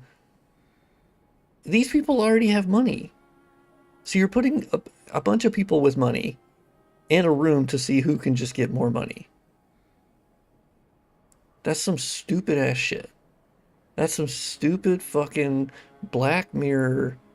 I mean, at least it's not like vulnerable people in this case. So actually, if they're, you know, being stuck in a room, maybe that means they can't talk to people for a while, and that could be good, because some of the streamers they brought there, I think, are pretty toxic, right? So like, all right.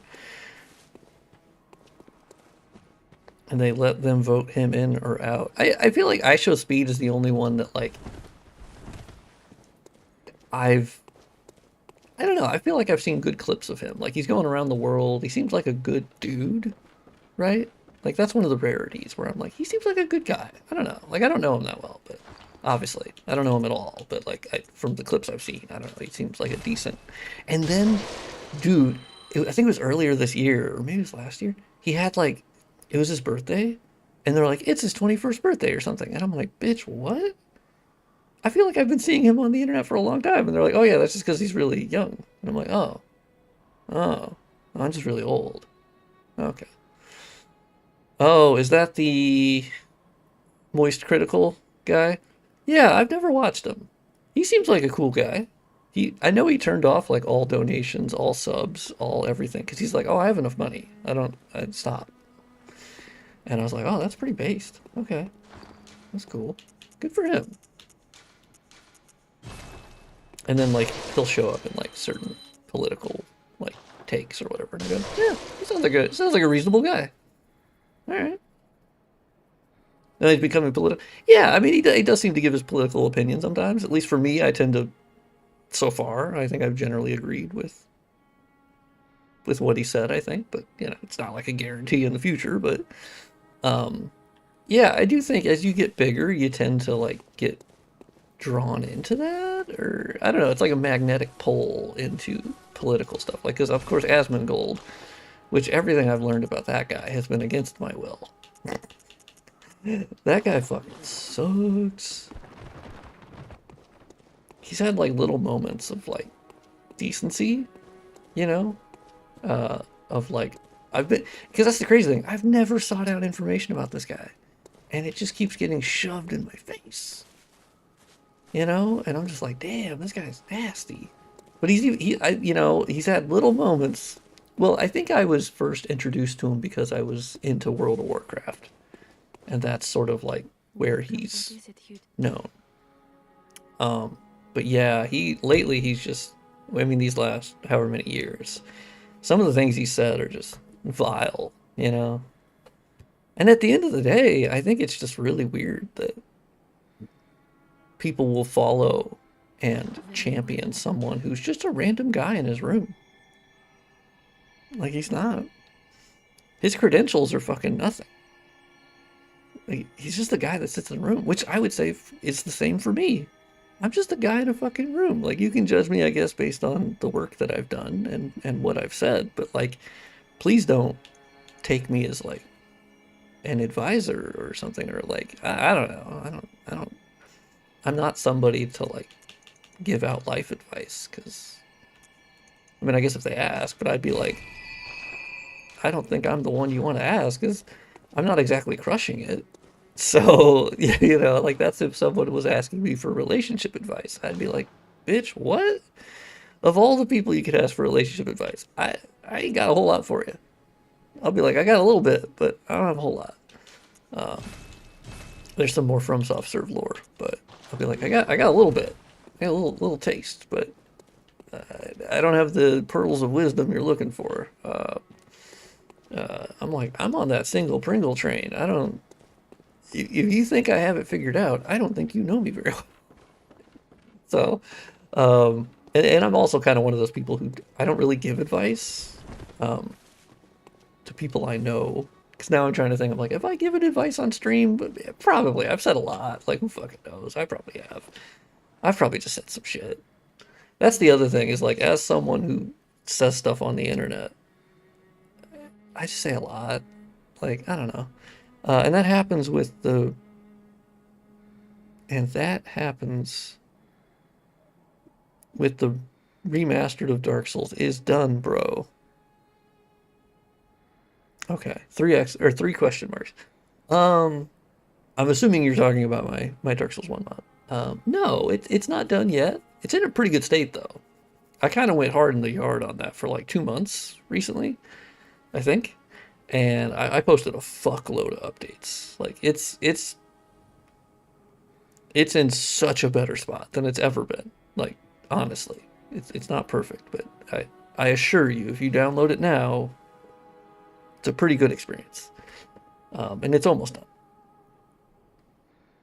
Oh, you are a great guy, but I think you should make one project at a time. Yeah. I mean, I appreciate the "you're a great guy" comment. That's very nice. As for the project thing, yeah, I mean, I understand that.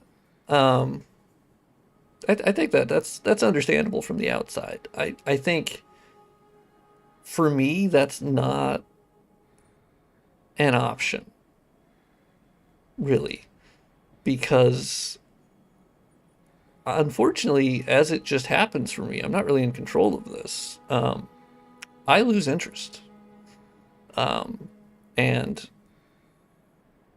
I've most of my success has come from having multiple projects, which I know is frustrating, but like that's where I've learned so many things.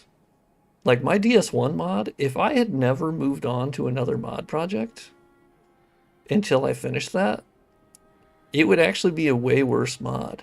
I think that's what people don't realize. And it's also because I'm not good at explaining it. Basically, so many of the things I've learned is from other mod projects, and I brought that back to Dark Souls 1. Or because like from a different project, I learned better how normal maps worked. Or, oh, I learned how parallax occlusion mapping works better in this mod project. And I went, oh shit, okay, cool. Or I learned something in Sekiro that I was like, oh shit, that's okay. So in that G-param, that's how they were doing that. So then I go back to Bloodborne and I go, oh shit, okay, so that's how they do that, which then connects back to, it all connects. And I know that's confusing for people, but genuinely, I would not have the mods that I have now, or I don't think they would be what they are without what I've done switching projects, if that makes sense.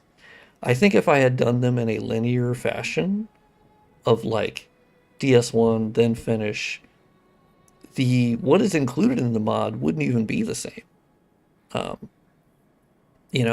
If I had done it in a linear fashion. But I understand the frustration for sure. No judgment though, I love your mods. No, I appreciate that. It's certainly feedback I hear a lot. And from the outside, I totally understand that. I think that makes a lot of sense. That people would obviously prefer a certain project gets finished, quicker. I think that makes sense. Okay, so I think I leveled up. I did my things. I bought the blood vials.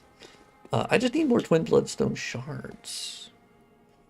Now, one thing I could do, I could get captured by the Bagman. That could be a good idea. Because I think there's some twin bloodstone shards there. If I remember correctly. Or maybe they're chunks. They might be chunks. I don't know. Anyway, let's go to Forbidden Woods, because I know they have twin bloodstone shards. Oh, no. I take it back. We should go get the Canehurst summons. I think that sounds a bit better. I changed my mind. I want to go get the Canehurst summons real quick. So we got to go into Yosefka's clinic. I forgot to go do the other pathway. That's my bad. In, oh. Oh yeah, sorry, Nosferatu. In case of DS Re-Remaster, you focus on DLC more. Well, I mean, I actually did update the DLC a shitload with these latest updates. That was like a month or two ago or whatever. Like the DLC's in a way better shape. Like I did a bunch of the textures, a lot of parallax occlusion mapping, a bunch of the setting up the dynamic shadows, the lighting. Like yeah, it's so much better than it was. For a while there, yes, I hadn't touched the DLC a whole lot. So I brought back the Prepare to Die edition textures for Manus, Artorias, and why am I the dragon? I don't Calamite. God damn it. Okay, let's go to Central Yarn. But yeah, I did touch the mod a lot, or the DLC, and then obviously for the DS2 mod, I did all the DLCs. Fake fan confirmed. Yeah, it's very true. I've been outed. I can't name Calamite within 5 seconds. Yeah, Calamite. I'll admit, Calamite's probably the boss I fought the least overall. Like, cool boss though. Pretty cool boss. I'll give him that. He's a cool boss. All right, let's go over here real quick. I got sidetracked. There we go. What a cool this connection here between Forbidden Woods and Central Yarnum is like the closest they got back to Dark Souls 1 that they've ever gotten, to be honest. Calamite is my favorite dragon boss in all of the Souls trilogy. Wow. Sick. He's very cool. I will give him that. He's very cool. And I love the, like, when he, like, picks you up with, like, his laser beam motherfucker thing. That's so cool. Artorias best DS1 boss. Yeah, I think that's a... I assume that's a fairly common take. I know some people really like Manus, I think. Manus is, at least for me, he's certainly the most difficult. For me, at least. I've always very much struggled with Manus. He is my greatest op. But Artorias, I think, for me, it's the... Like, he's obviously the guy that's on the box, right? So there's that. And I think he's just so fucking cool. And the moveset and the... Yeah, like, he's the GOAT for a reason, right? Now, my personal, like, favorite boss... favorite FromSoft boss is still Slave Knight Gale, which I know might surprise people because they'd be like, "Oh, I didn't think you liked Dark Souls 3 that much," and I go, "Well, I disagree with your characterization. I love DS3, but do I love it as much as the rest? No, I do. I love it, and I put it very highly. But do I love it as much as Bloodborne or DS2 or DS1 or Sekiro or Elden Ring or Armored Core 6? No, I do put Dark Souls 3 below this, but not as like bad. I think people can hear that and then go, "Oh, does that mean you think of it as like a 7 out of 10?" I go, "Fuck no." Dark Souls 3 has some of my favorite gaming moments of all time. I love that game. I just don't love it as much as the rest, if I'm honest. All right, yeah, let's go the other way, right? I think. Yeah, Artorias' fight. Well, I actually think the DS1 DLC was just a giant jump in boss complexity and speed, and I think what's interesting is that the DS1 or DS2 base game doesn't really follow up on that. Which DS2 is actually still my favorite of the trilogy, which I know is crazy. It was DS1 for a long time, but DS2 did steal my heart. There's a lot of issues with it, but I just love it. I just love it. It's so weird. It's so alien, and but I do think it's interesting that their bosses didn't really... They were worse than the DS1 DLC bosses in terms of complexity, in terms of speed, in terms of moveset. Like, I don't know. Except for Smelter Demon. Smelter Demon's fucking awesome. He feels like a weird exception in the base game. because he's awesome. I think that's why he transitioned over to Night Rain fucking easily.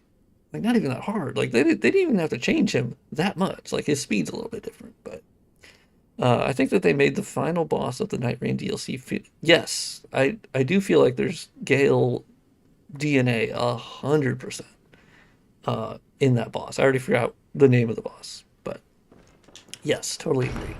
I very much felt. Also, the way that like he hangs up on like the pillars, that to me was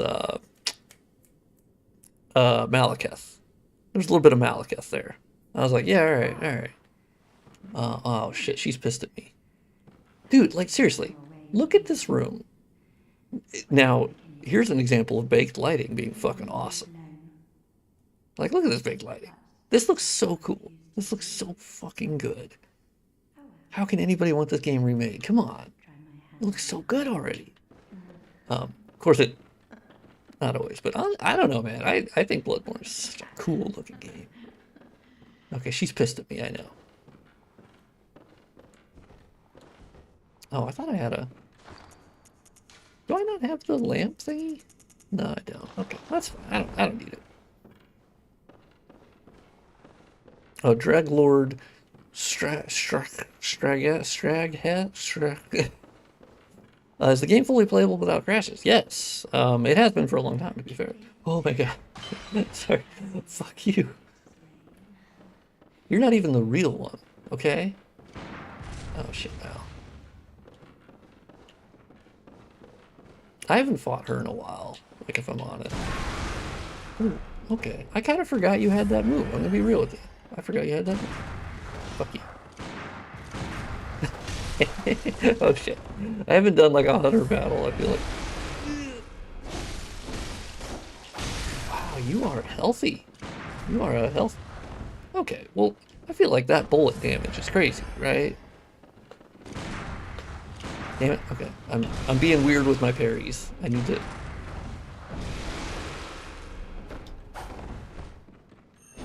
Oh, I was kind of hoping that would count as like a backstab though. Oh! Player light with baked light, bad combination. Yeah, I mean, I would. Yeah, in this case, you'll notice that your shadow does not show up on, of course, the light coming in. I mean, that is just the situation in this case where the player, the shadow that would be cast by the player was not set up in that way, which usually FromSoft does have it set up where your shadow does show up in that. But Bloodborne did have cases where that was just not, that didn't happen. Also, my player lighting changes where I turned off the player mask. This is where it doesn't work very well because, well, that's it's the backface culling on these models. So the dynamic light is actually still coming through, but it's only being displayed on the players because we, of course, don't have baked lighting on us.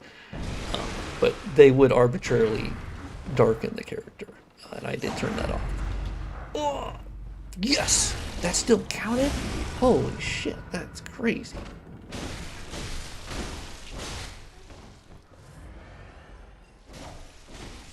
You healed. That's crazy.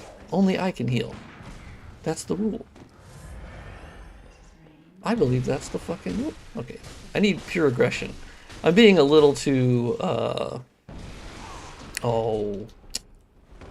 Okay, you caught me on that one. I have to give that one to you. Yeah, I'm being a little too hesitant, and that I need pure aggression. Oh, oh my god, she almost had me on that one. Oh fuck. Shit. God damn it. Lady, you're crazy. I love you, and you're crazy. Oh fuck.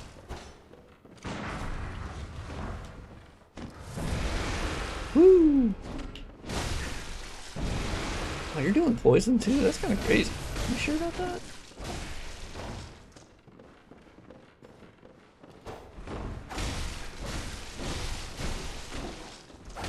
Oh, fuck.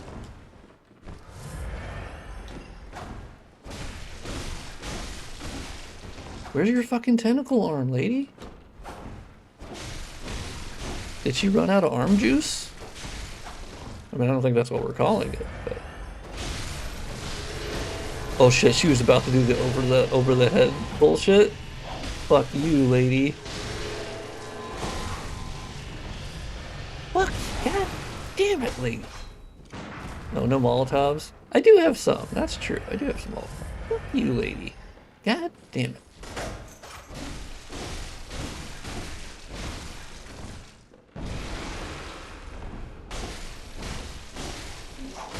Oh, yeah, my stamina is a little bit of a problem at the... Fuck you.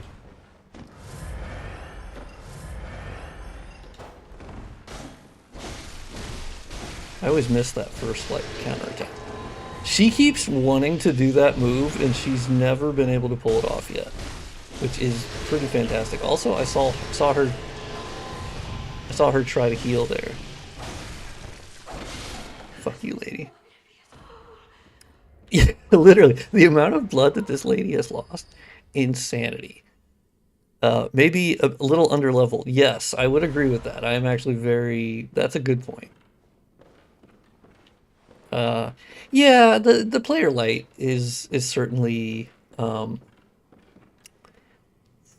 it's one that, like...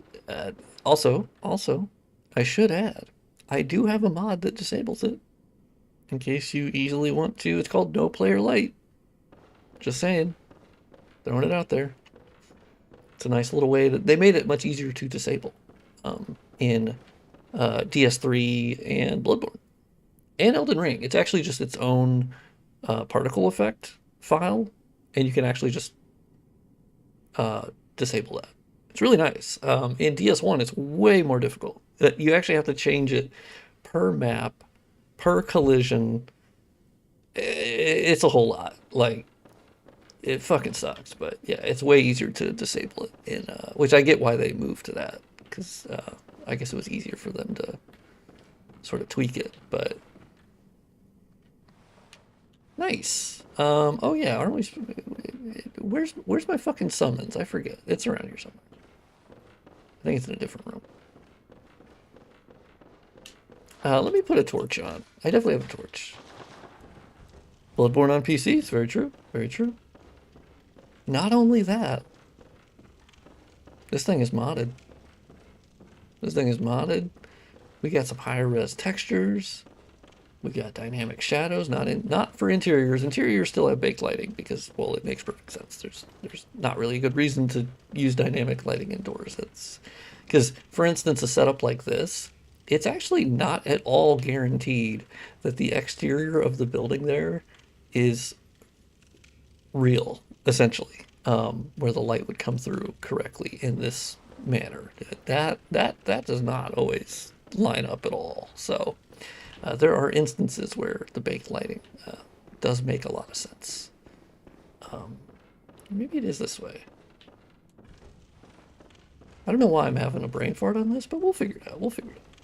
We always do. I kind of... Is it this way? Maybe it is this way. DS3, why is the blood always black?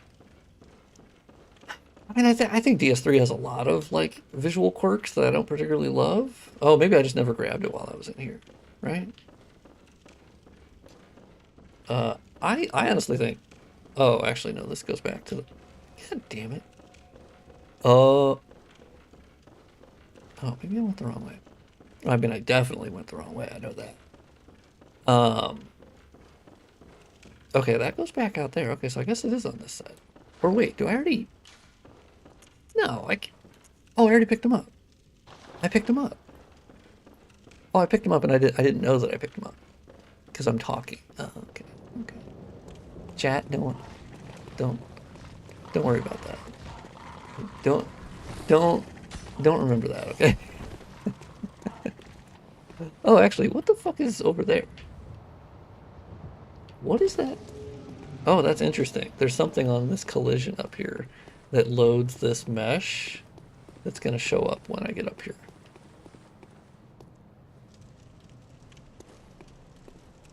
Huh. I wonder what that is. I'll have to look into that. But that's how their collisions work, where it is currently rendering what the collision that I was previously standing on was saying should be rendered, because all meshes in this game have a different numerical value based upon their different draw group. There's a bunch of different fields for it. Like each one has like, there's like display groups and draw groups. And so as I step onto this floor here is when you step onto a different collision, which that collision will then tell the game what to render and what to not. So that's where that one mesh will disappear. Yoink! Because it's not on the list, basically. But yeah, I definitely, like, that's the interesting thing, is DS3 was a year later-ish from Bloodborne, right? Give or take.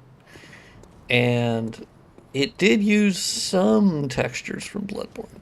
Not a lot, but it did use some. I could point some out in the Hunter stream. Like, this looks fucking pretty crazy good, right? Like, I'll let the bitrate soak, but like, come on.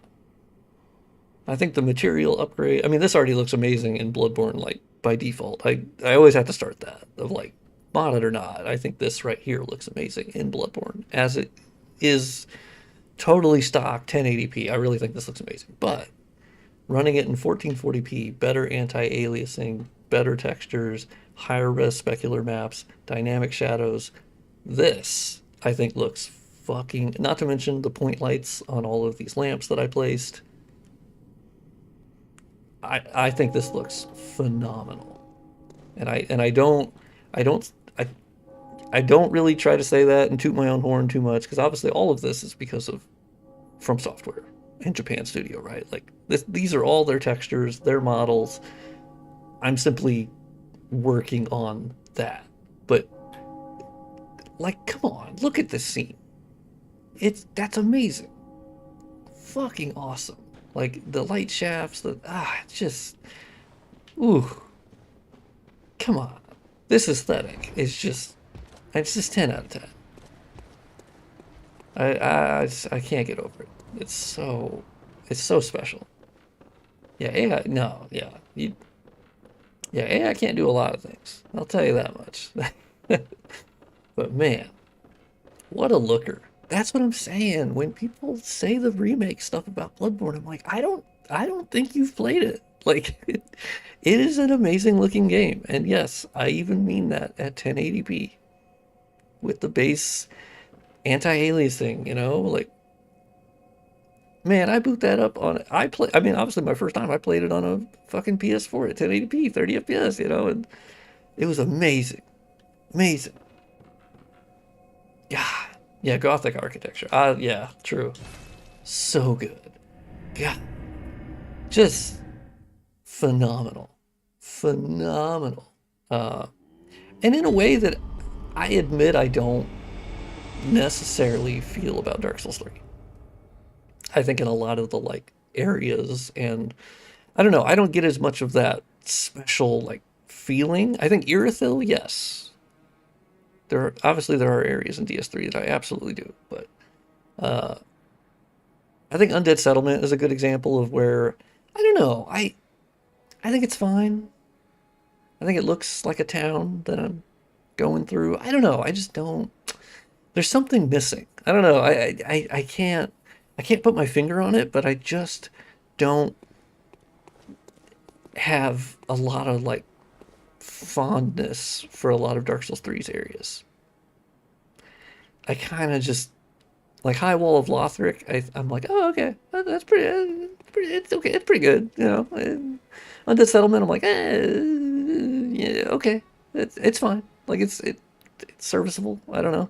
I for some reason I haven't gotten, like, some sort of, like, emotional attachment to any of them, you know.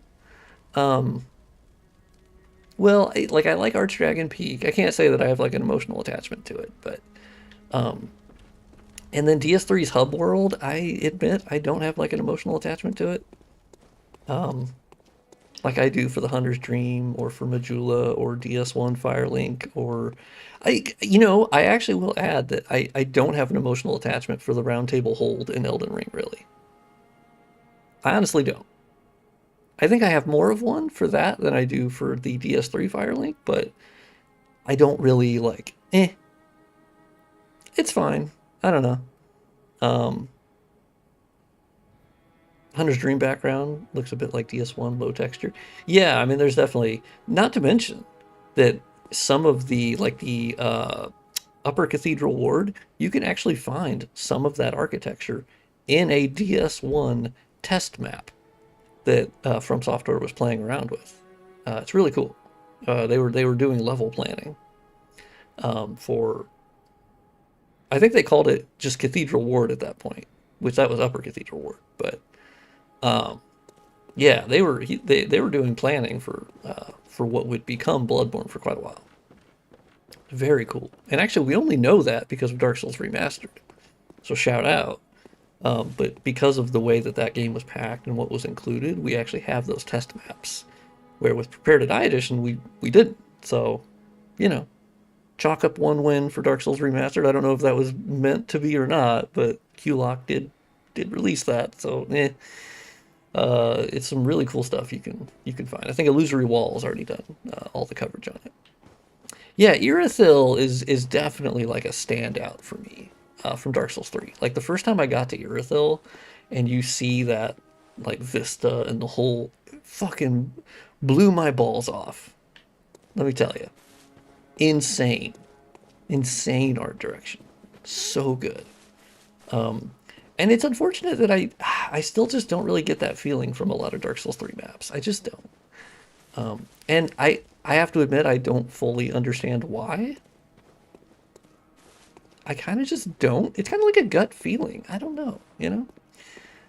It's the only game out of their stable that I think I've experienced not having like a strong connection to most all of the areas.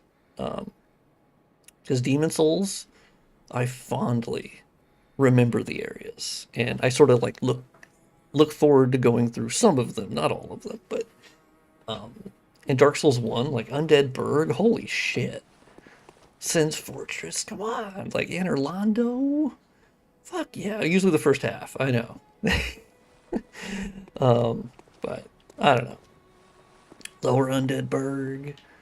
DS1 Firelink, I think, is just so special. Obviously, Majula is my number one. I don't think anyone is surprised by that. But, all right, so we do have our Canehurst summons. Technically, we could go to Canehurst, but I need to level up a little bit farther, right? I think if I... Oh, I do have the hand lantern. Oh, okay. Well, fuck me, I guess. We haven't made a lot of progress in this stream. I've actually just been talking a lot, but it's been kind of nice, so.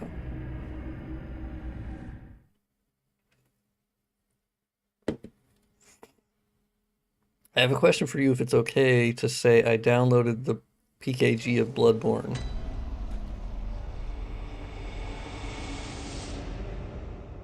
Oh. Yeah, I mean, obviously I can't comment or... like in terms of the PKG of files and whatever. As for the one thing I obviously can talk about is installing the PKG file, because obviously if you've dumped your copy, you're also going to have that PKG file. And yeah, you basically just need a really old version of Shad PS4 that has the install PKG option. I also think there are programs out there that can sort of like decompress them or whatever into a usable format, which is what the older versions of Shad PS4 were doing anyway. But they removed it just to be safe, which I think makes sense. But yeah, you basically just have to get a really old version of Shad PS4. But yeah, beyond that, I mean, luckily, yeah, that was just your question of that. I actually have an old version of Shad PS4 saved that I use if I ever have to like reinstall the PKG I have, because that has happened. Like if I need an original file again, for like if I fucked up a map and I forgot to do a backup or some shit, like yeah, I have a backup of it. Do you use readbacks? That's a good question. To be honest, I haven't really kept track with the emulator development that close, because I know readbacks used to like decrease performance a lot, and I wasn't entirely sure what their purpose was. I know the description of them was like potentially fixing issues for certain games that would like require them, but I don't have them turned on. And I'm not really having any issues, so unless someday they magically improve performance, then I would enable them. But maybe it's just for certain games that also there's like the readbacks, and then there's like the linear readbacks. So there's like an async version and then a presumably sync version, just like the normal, well, linear, not sync, but you know what I mean. Yeah, I'm really terrible at keeping up with the emulator developments, specifically even for like Bloodborne, because you basically have to be in that Discord server and like see everything that happens, and I suck ass at Discord. Well, I shouldn't say I suck ass at Discord. I just don't like it. It's nothing to do with the platform itself. It's more so that it's just like another thing that I have to open, and I don't know. Also, Discord, it seems like people like to just hang out and just sit there and just like chat, and I don't know. I'm too much of an introvert for that, I guess. I don't know. I've also never been a big chat room guy. Back in the day, like there's something just weird to me. I don't like sitting in a chat room just without any like purpose. Like I gotta turn off the planar reflection here, because it doesn't look good. It's too reflective. It doesn't make any sense. Like other bodies of water, it just doesn't make any sense. I meant to turn that off. Well, realistically, I have to turn off the things from casting shadows. Oh, doing bloodstone shards. Fuck yeah. I just finished a playthrough for the first time. Man, what a game. Yes. It really annoys me that Sony will not remaster it, or just do anything. I had readbacks enabled and did not... Oh, that's right. The readbacks do help with the vertex explosions. That is... Yes. I have the vertex explosion fix mod, but that does disable face customization, which is not ideal, of course. But yeah, fuck yeah. If the readbacks are good now, well then I'll... Fuck, I mean, I would just do that. Yeah, because I could have face customization. The readbacks, it's in your Shad PS4... like game-specific settings under experimental, I think, right? There's the readbacks, and then there's the linear readbacks, and they have like a description on them. But basically, there's something you can enable that might fix issues with certain games, so it might be required. Now, as for the actual technical description of what they are, no idea. I'll be honest. No fucking clue. If I read up on them, I'd go, okay, all right, maybe now I know about them. But realistically, at the moment, I don't know. I just know the name and what they say they do, or, you know, kind of what the result is. I've gotten a lot better in my older age, which I know it sounds stupid because I'm turning 35, so it's not like I'm old, but I've gotten better at just being super open about when I don't know something. Which might sound stupid, but when I was younger, I never wanted to admit that I didn't know anything. Partially that's down to childhood-related stuff, with having older brothers who were always 2 years ahead of you. 2 and 4 years ahead of you. More lore drop. And so it's really frustrating when they're always smarter than you by default, simply because they know more than you, not because they're actually smarter, it's just because they're 2 and 4 years ahead of you, so there's not a lot you can do about that. And so that, I think, almost like created a complex, right?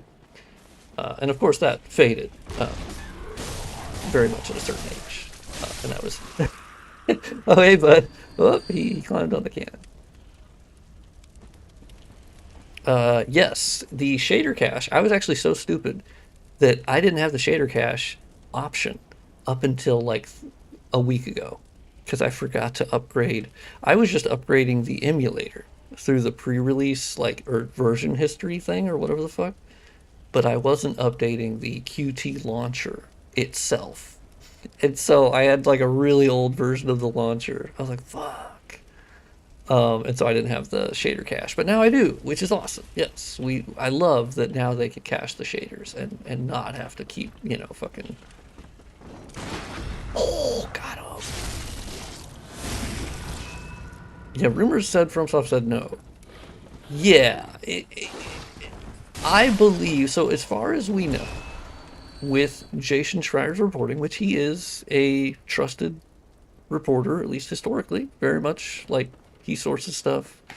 Like there's no issue with that. But I think it's key what is in the report, which is with people close to the situation, Bluepoint was told that Sony was fine with it, but essentially that FromSoft was not. So what we know is that Sony told Bluepoint that. Lance McDonald, I think it was a good point, where we don't actually know if FromSoft was against it, technically. We just know that Sony told Bluepoint that. Has Sony lied to their studios in the past? Well, apparently yes. So, and maybe it's because Sony was like, well, we don't want to actually be mean to them or be honest with them and tell them we're going to shut them down, which they shut them down later, about a year later after that, apparently. And that was a way to sort of get out of the conversation, which was like, oh yeah, sure. Like that could be how it played out, where they were like, hey, we love your idea of a Bloodborne remake. That sounds fucking great. But turns out Miyazaki, he's not a big fan of it. So we respect him. We're going to hold off on it. And then they didn't have a project for a year. So we don't technically know if FromSoft was actually against it. I wouldn't put it past them. It's entirely possible that, because we know Bloodborne is very special to Miyazaki. He said it a bajillion times, which is rare for him, because he doesn't really do that for. He doesn't even talk about Elden Ring like he talks about Bloodborne. Like, he loves working on Bloodborne. Yes, I would agree that with the internet, there's a big problem with that. It's just anyone, especially with the leak culture that we have, which I think fucking blows ass. I hate that nothing can be a surprise anymore. We just don't do that because people found that you can monetize that bullshit. It sucks. But at least with Jason, he is like an actual he's an actual reporter. And you can look at his track record and whatever people might think of him personally. I think he's a little. I don't think I'd personally want to hang out with him. Which sounds, it doesn't matter. I think he's kind of whatever. But as far as there's reporting, he's got a good track record. So, and that's why people go to him, because people are not going to tell him things if they didn't believe that he was actually going to protect his sources or accurately tell it. Or, trust me, your sources would dry up very quickly. Or if you just start spouting bullshit, that always comes out. That will always be found out. Okay, so here's the funniest bug in my mod. I meant to talk about this earlier, but I did post it on the mod page. I don't know why Walter is not here. I don't know. I genuinely don't know. Like, I've replaced the map file with the original. There's something I must be doing that makes him not appear. I don't know. I really don't know. But I'll figure it out. I use the Diego fork. Yeah, I used to. Until I learned that he... Well, I say he, but I should just say they, because I don't fucking know. But I think it's a he, but whatever. He apparently would steal code from other forks. I heard that. And then apparently he started vibe coding. Now, I don't know this 100%, but apparently there's been some issue with like a little bit of adding extra code to the fork that he shouldn't be adding, because he's not like one of the emulator programmers. But anyway, it's whatever. And he also got banned, I think, from the Discord, which is, I think, probably evidence enough. because I do think they run that Discord quite well, which is very nice. I think they run it very well. I think they have to, of course, with you know, you don't want to talk about piracy. You have to be very clear with that, and I think they do a good job. Yeah, there's some. Trust me, I used to use the Diego fork for a long time because there were certain shader passes or shader skips and certain things that would help. But it was at least 4 to 6 months ago that basically you could just use the standard build, and you know that all of those fixes were already included, and the shaders could be compiled, so it was no longer an issue. But I can't speak legitimately like authoritatively about that because obviously I'm not an emulator programmer, so I'm more or less passing on what I've heard from some of the emulator devs and seen on the Discord, so I could be wrong. Definitely don't please don't quote me on What's up, Drew by Fishes? What's up, Big Dog? I call everybody Big Dog. I've just learned that. Or I haven't just learned that. I know that. Of course I do. Also, am I the only person who doesn't upgrade my pistol? Am I weird? Should I be upgrading my pistol? This might be the dumbest question I've ever asked, but legitimately, should I be upgrading that?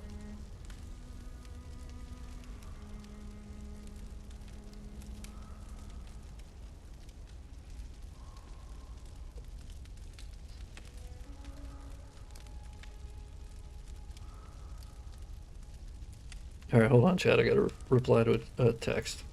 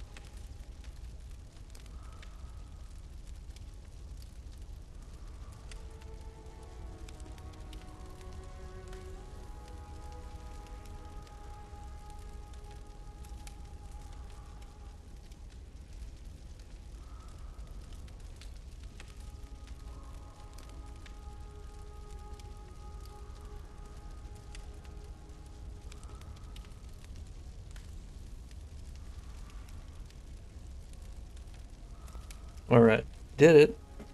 Elden Ring is big and beyond my comprehension.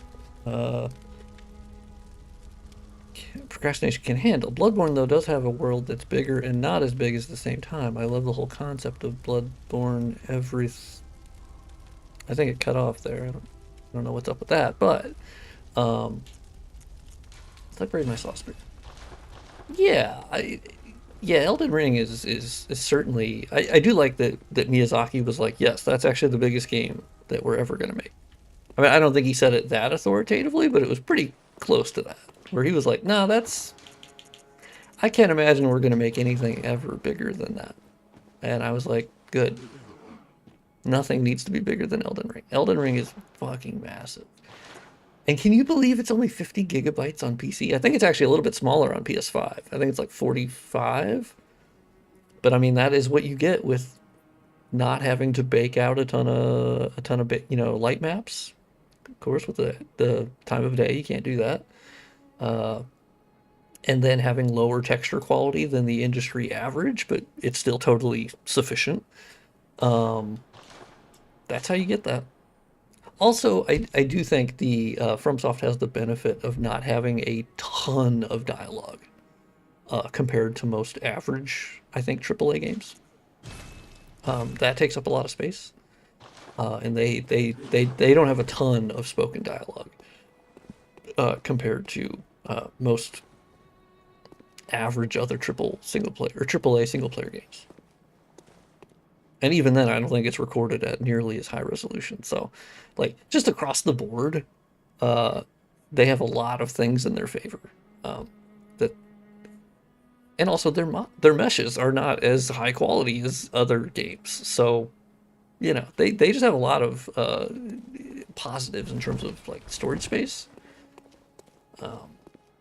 that they attack the biggest ones. Okay, so now we have the shortcut. And I've leveled, well, I didn't level up, but I have the shortcut, which means we can motor our way towards the Shadows of Yharnam. I would like to at least accomplish that, because I haven't been very good at accomplishing stuff on this stream. This has been more of a yap stream. The chat has been very lively, which has been great. And so I've been talking more. Oh, big as in world building and concept. Oh, got it. Yes, I would agree with that. Yes. Yes, Elden Ring is always like, has such a grand scale to it, as in the concepts and storytelling, and it's on such a high level, which, yes, Bloodborne I do like is very, I was gonna say more grounded, but obviously that's not the right word. But I know what you mean. Yes, it is. It doesn't feel like an overwhelming universe of stuff happening or needing to be understood, if that makes sense. Yeah, it's a very nice. Oh, we're in Snake Town, USA. We're in Florida. Oh shit. I actually don't hate the Forbidden Woods. I know that might be a hot take, but probably a lukewarm take. I don't hate it. I think it's okay. I can't say I have like super fond memories of it, you know, like emotional attachment. Like I could say Forbidden Woods is probably like, but I don't hate it. I think if you are afraid of snakes, oh boy, I understand that. I am not. Well, I mean, I can't say I love snakes, but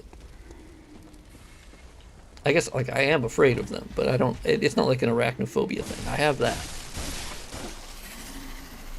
or maybe I don't. Maybe I thought I did. I think I have it to a certain level.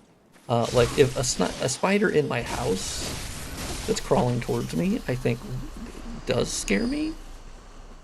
But a spider in a game, I guess it doesn't really. Like, my brain knows that it's a spider in a game, if that makes sense, right? Motherfucker just stepping in the goddamn fire. Oh, okay. Hey, step in the fire again. Step in the fire again. Yeah, he did. Shit. I was kind of wondering if he was gonna... Oh, that actually caught him? Yeah. I'm kind of getting into the power attack.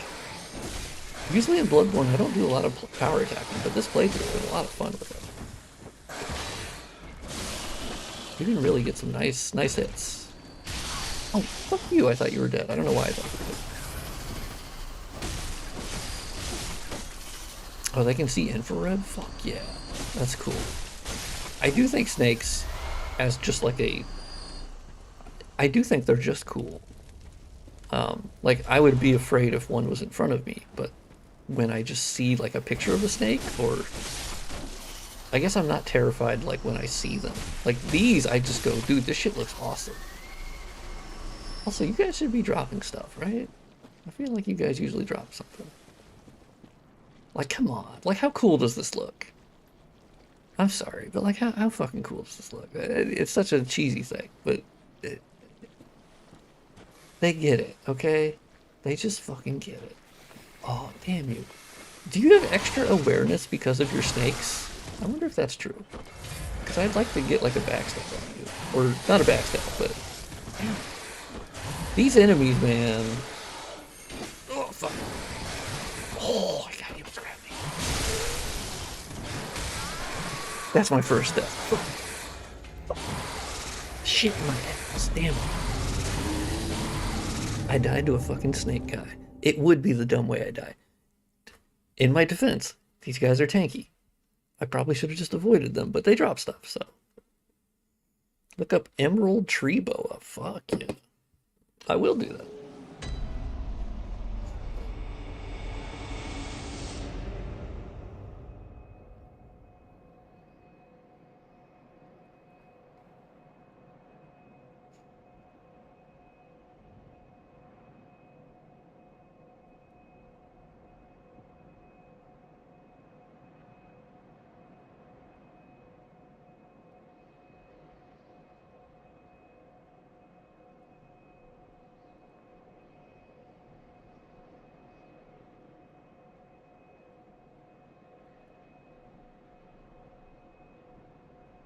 Okay, I just got a match on Tinder. And my profile says I'm like, I go viral on Twitter for dumb shit. And she was like, me too. I was like, oh shit. Oh shit. Fuck yeah. I also said in my profile that I like women with big asses. I think I was high one night. And I put that on there. It's stupid. Anyway, she matched up with me. And she's like, well, I actually just have big boobs. And I went, no, I'm okay with that. I'm okay with that. I was like, oh wow, okay. Nice. That's a good intro. I'm just dropping all kinds of lore. It's crazy.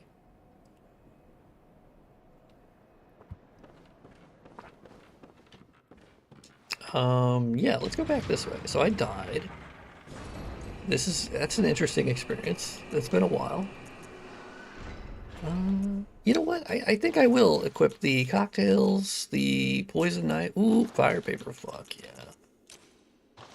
I don't feel like I need the antidote. Not realistically. We'll see. I feel like Bloodborne's universe could have more space/galaxy planets. Yeah, I mean, it certainly gets cosmic, right? I think that's definitely the element of Bloodborne that I was surprised by.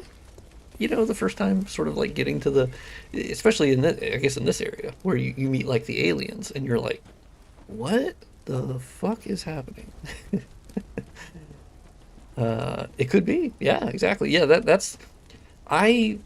man, you really do hope that Miyazaki revisits Bloodborne, right? Not that it's up to them, unfortunately, which is a crime against humanity. I actually had someone right before stream.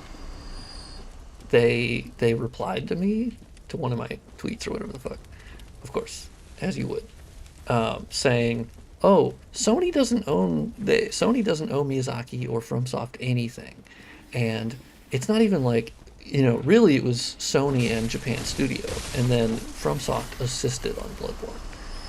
And you'll be very proud of me. I didn't respond. I just didn't respond. I could have raged, I could have retweeted it, I said, you know what? Nah, that's some bullshit, I'm good. I don't need it. That's some bullshit, that's bait. Nah. I was pretty proud of myself. I was like, yes, you're growing. You're getting smarter. I was like, no. Not today, Satan. Not today, Satan. Usually I'll hover over their profile, because then it gives you like a little like preview window. And there was one of them that was like, oh, I professionally argue with people on Twitter. And I went, oh, okay, so I don't have to care what you say. Got it. It's always weird when they just give that up. Because it's like, oh, well then you're dead to me.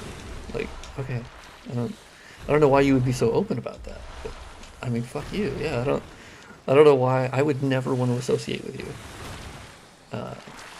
It's such an odd thing to be so open about. I should just make my own game.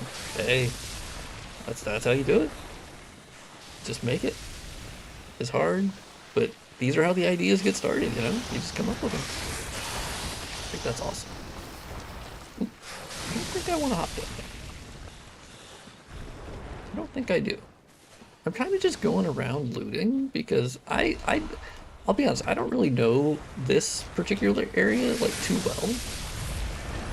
I kind of just run through here. You kind of follow the lamps a little bit. I loot, you know, I find some shit. I never get all of it. I just get some of it.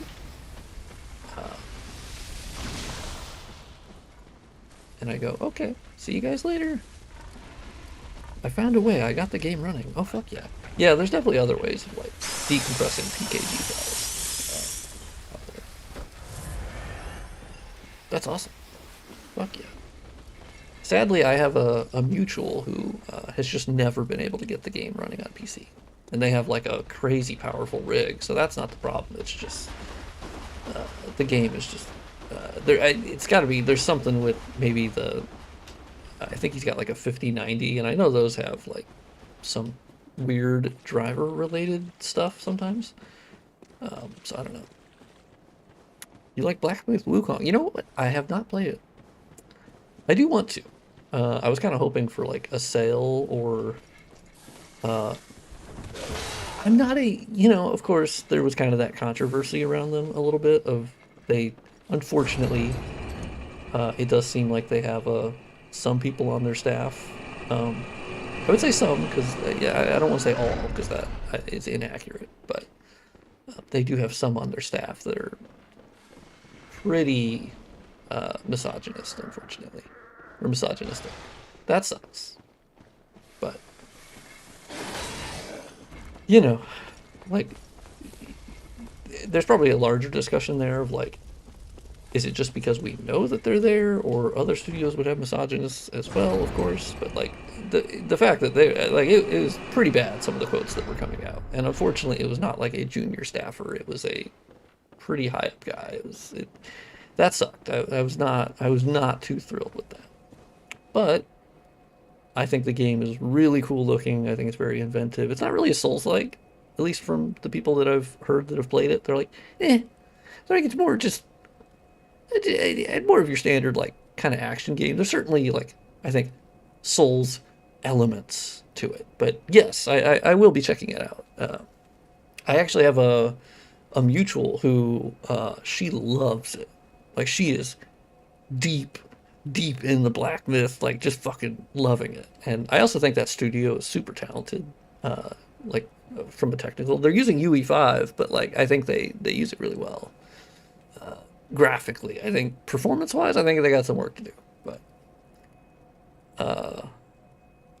no 130 gigs. Yeah, that game seems like it probably would be. There's some really cool fucking bosses I've seen, and some of the playthroughs. I haven't seen full playthroughs of it because I also was kind of like, no, I do want to play this one day. So I don't want, because it's also like Journey to the West, right? And so like that sort of like mythos, which is also like the basis for Dragon Ball, right? And so I don't know, really cool. And they announced the next game, right? And I was like, good for them, because I do want China to. It's nice to see. I think Sony's actually done a good job with this, which I know. Praising Sony, maybe not a popular move. I think it's hard for people to understand nuance of like, you can say something negative about a company, but I can also say something positive about a company. Like it's not. People like to be binary about that. You either have to hate or love it, and it's like I think Sony has done a good job with. I think they call it the China Hero Project, and sort of like investing in Chinese development, and very clearly there's a lot of very talented developers. I had it on PS5. Yes, I think their console releases had a very strange option with their performance mode where they were using frame generation by default from like 30 FPS up to 60, and I was like, yeah, I don't know, man, that's a bad idea. It's just a bad idea. You just shouldn't have that 60 FPS mode, like, if we're honest. And it wasn't even like a good 60 FPS, like it sucked. Is this on an emulator? Yes, it is on the Shad PS4 emulator, and it is running at 1440p, and it is running my PC remaster mod with higher resolution textures, new height maps, new specular maps, dynamic shadows for the entire world, and it's made by a very handsome, talented modder who happens to be me, and I am joking. Okay, so now we have the second shortcut. So we have shortcut on a shortcut. Handsome? I know. No, to some, perhaps, that is sort of like a different discussion that I think a lot of guys, and this has been me as well, have got down on themselves of like, oh my God, like there's so many women out of my league, or like I'm not traditionally attractive, or, stuff like that, which is fairly normal, I think, like with growing up and adolescence and your 20s, and but at least in my experience, like for instance, I have a big nose. I have a honker. a schnoz, whatever the fuck they want to call it, right? And I've always been like, damn, that thing is huge, and women would never love that, right? Um, and I actually found out that that was incorrect. There are some that don't like it, yes, but there are some women who love it. Like they go, no, I'm legitimately more into men with big noses. And you're like, oh, I didn't know that was a thing. Because I don't know. I don't know. I just didn't, I haven't met anyone that was, you know. So I think people could keep that in mind with a lot of that. That I think we get very focused on. Women will only like this one thing. And it's like, no. You know, you'll find women that are like super into tall, lanky, nerdy guys. Is it less than the average? Maybe. But you'll still find somebody, right? It could just take longer, but also the dating thing is such a crapshoot. Especially now with online dating. It's also, I think what's not talked about a lot is that the online dating platforms, there's an inherent imbalance where it's usually like 80% men and 20% women. And that causes a lot of the issues because it's, you know, women are bombarded and then men, they end up just not having a lot of matches. I think most average, normal men, right? And that's kind of what you're going to have happen with the imbalances like that. Now, as to why there's an imbalance, I'm also just talking out of my ass. I don't know anything, so don't. I'm not into sociology. I mean, I'm interested in sociology. I just have a degree. So don't take, you know, anything I say is authoritative at all, right? There's a woman out there for any. I mean, honestly, yeah, like there genuinely is. I think finding them is difficult because of our setup, and I do think we have a larger issue. I'm gonna pause before Shadows of Yarnum. I do think there's an issue with online dating in that it has been great for opening up avenues of finding more people, right? But I think it's also given us the illusion that of like endless choice, where I think in the past, like in 20, 30, 40 years ago, whatever, you know, whatever the fuck, you would generally date the people that were living near you and that you would interact with in your town or like, and that's kind of what you had. It's who you were interacting with, who you were around, you know, and now because we have this app or apps, of course, it's sort of this, I think we get this mindset of like, oh, well, she has this one thing I don't like, so I'm sure I can find somebody who has no downsides. And we sort of have this illusion that we can just find the perfect person who doesn't have any negatives, which is just not a thing, right? But I think because we can so easily rule people out and go, okay, I can look at a bajillion people anytime I want. I think that warps our perception of, and it's warped mine. Like I'm part of it. I've just kind of noticed that. But anyway, I don't know why we got onto that topic. I talk about random stuff. Don't worry about it. That's why people come to the stream. Well, probably not, but I used to be insecure about my nose for being bullied in school. Yeah, been there. I got bullied too.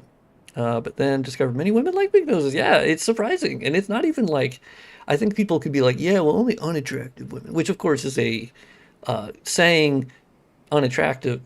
There is no actual like definitive standard of what is attractive or not. There are certainly studies into, is it facial symmetry? Is it like, I think there are generally people, like what you're talking about is 80% could find this person attractive. Does that mean that they're attractive? It means that they're attractive to those 80% of people. And I know we're getting into the minutia of sort of like how, what does that mean? But I think it is important to understand that when people say that, it's not definitive. Like, you're ugly. It's like, well, that only depends on the percentage of people that would say that you're ugly. There are people that would say that you're not. So whether that matters or not, it's, you know, it's like a majority rules type of situation. I don't know. Once I started thinking of everything in that, It's kind of annoying, to be honest, but it kind of opens your mind. Also, look at the planar reflections. They work decently here. I don't like how they look in the other area earlier, where they were like just a mirror, but this has some distortion on it, and I think it actually looks pretty good. Gay dating app scene is even weirder. Really? Oh, that's cool. That's something, well, I don't mean cool as in good. Cool as in that's something I don't know about. But I would be interested to learn and I honestly just like anything that I don't know about. That's why I love documentaries so much, and I love when it's a topic that I don't know anything about. Also, the trees kind of look like shit here, and I have to remember, and that's because they're actually from the Bergenworth map.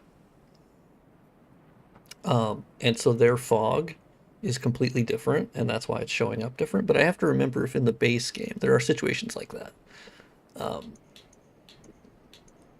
Do I have any blue chew? Yes, I do. Fuck yes, I do. Okay, I have blue chew. I have Molotovs. I have poison knives. I have fire paper. I've beaten them without all that stuff, so I've done my time. Not that I have to, but now I get to use all the fun shit. There's a lot that find ugly people hot, but what is ugly anyways? Exactly. There is no definitive standard for that. There just simply is not. There are people that will thirst over people that other people would go, damn, that person's ugly as fuck. And they go, man, I find them hot as fuck. And you go, that's life. That's, you know.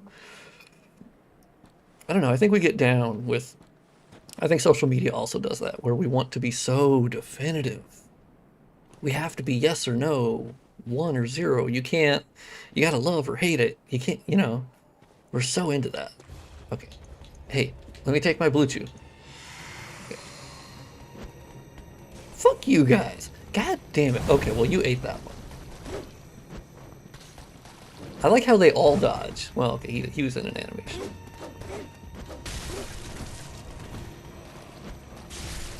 Oh, hit the other guy though. They all dodge at the same time. Well, kind of, unless they're in an animation.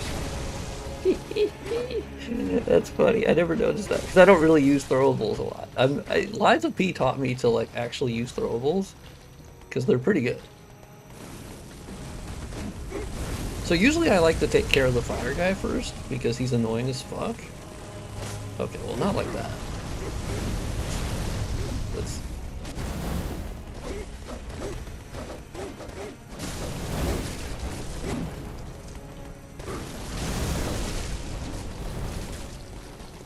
He's retreating like a motherfucker. He's scared as fuck. Oh shit, I already killed one of them? Damn, I wasn't even looking at his health. I'll be honest.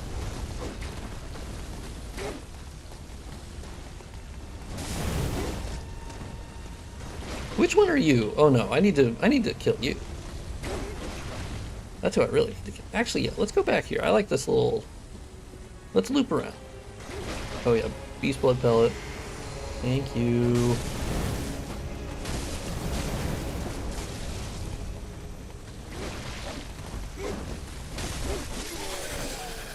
Alright. Oh, fuck.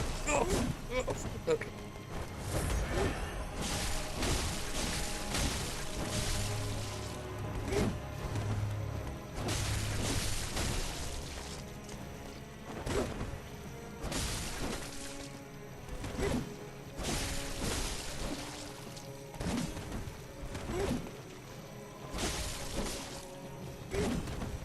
These are pretty good dodges, right? Like, I'm not crazy. Those are pretty good dodges.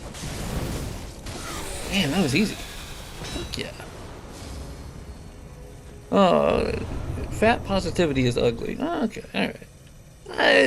I disagree. I think being fat's cool. I think being, like, you know, there's health things that can go along with, but I also don't agree with, like, fat shaming people. I don't know. Like, I don't agree that everyone would find someone who is clinically obese as ugly, right? Because that's also not true. Lies of P throwables, yes. Throwables and Lies of P are crazy. And they kind of taught me to use them a little bit more.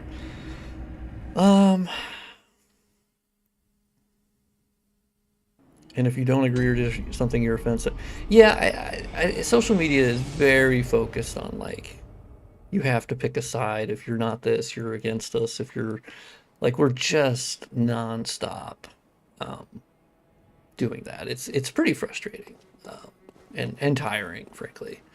Where they'll be like, oh, well, if you don't use your platform to speak out against, and I'm like, dude, I'm just a guy.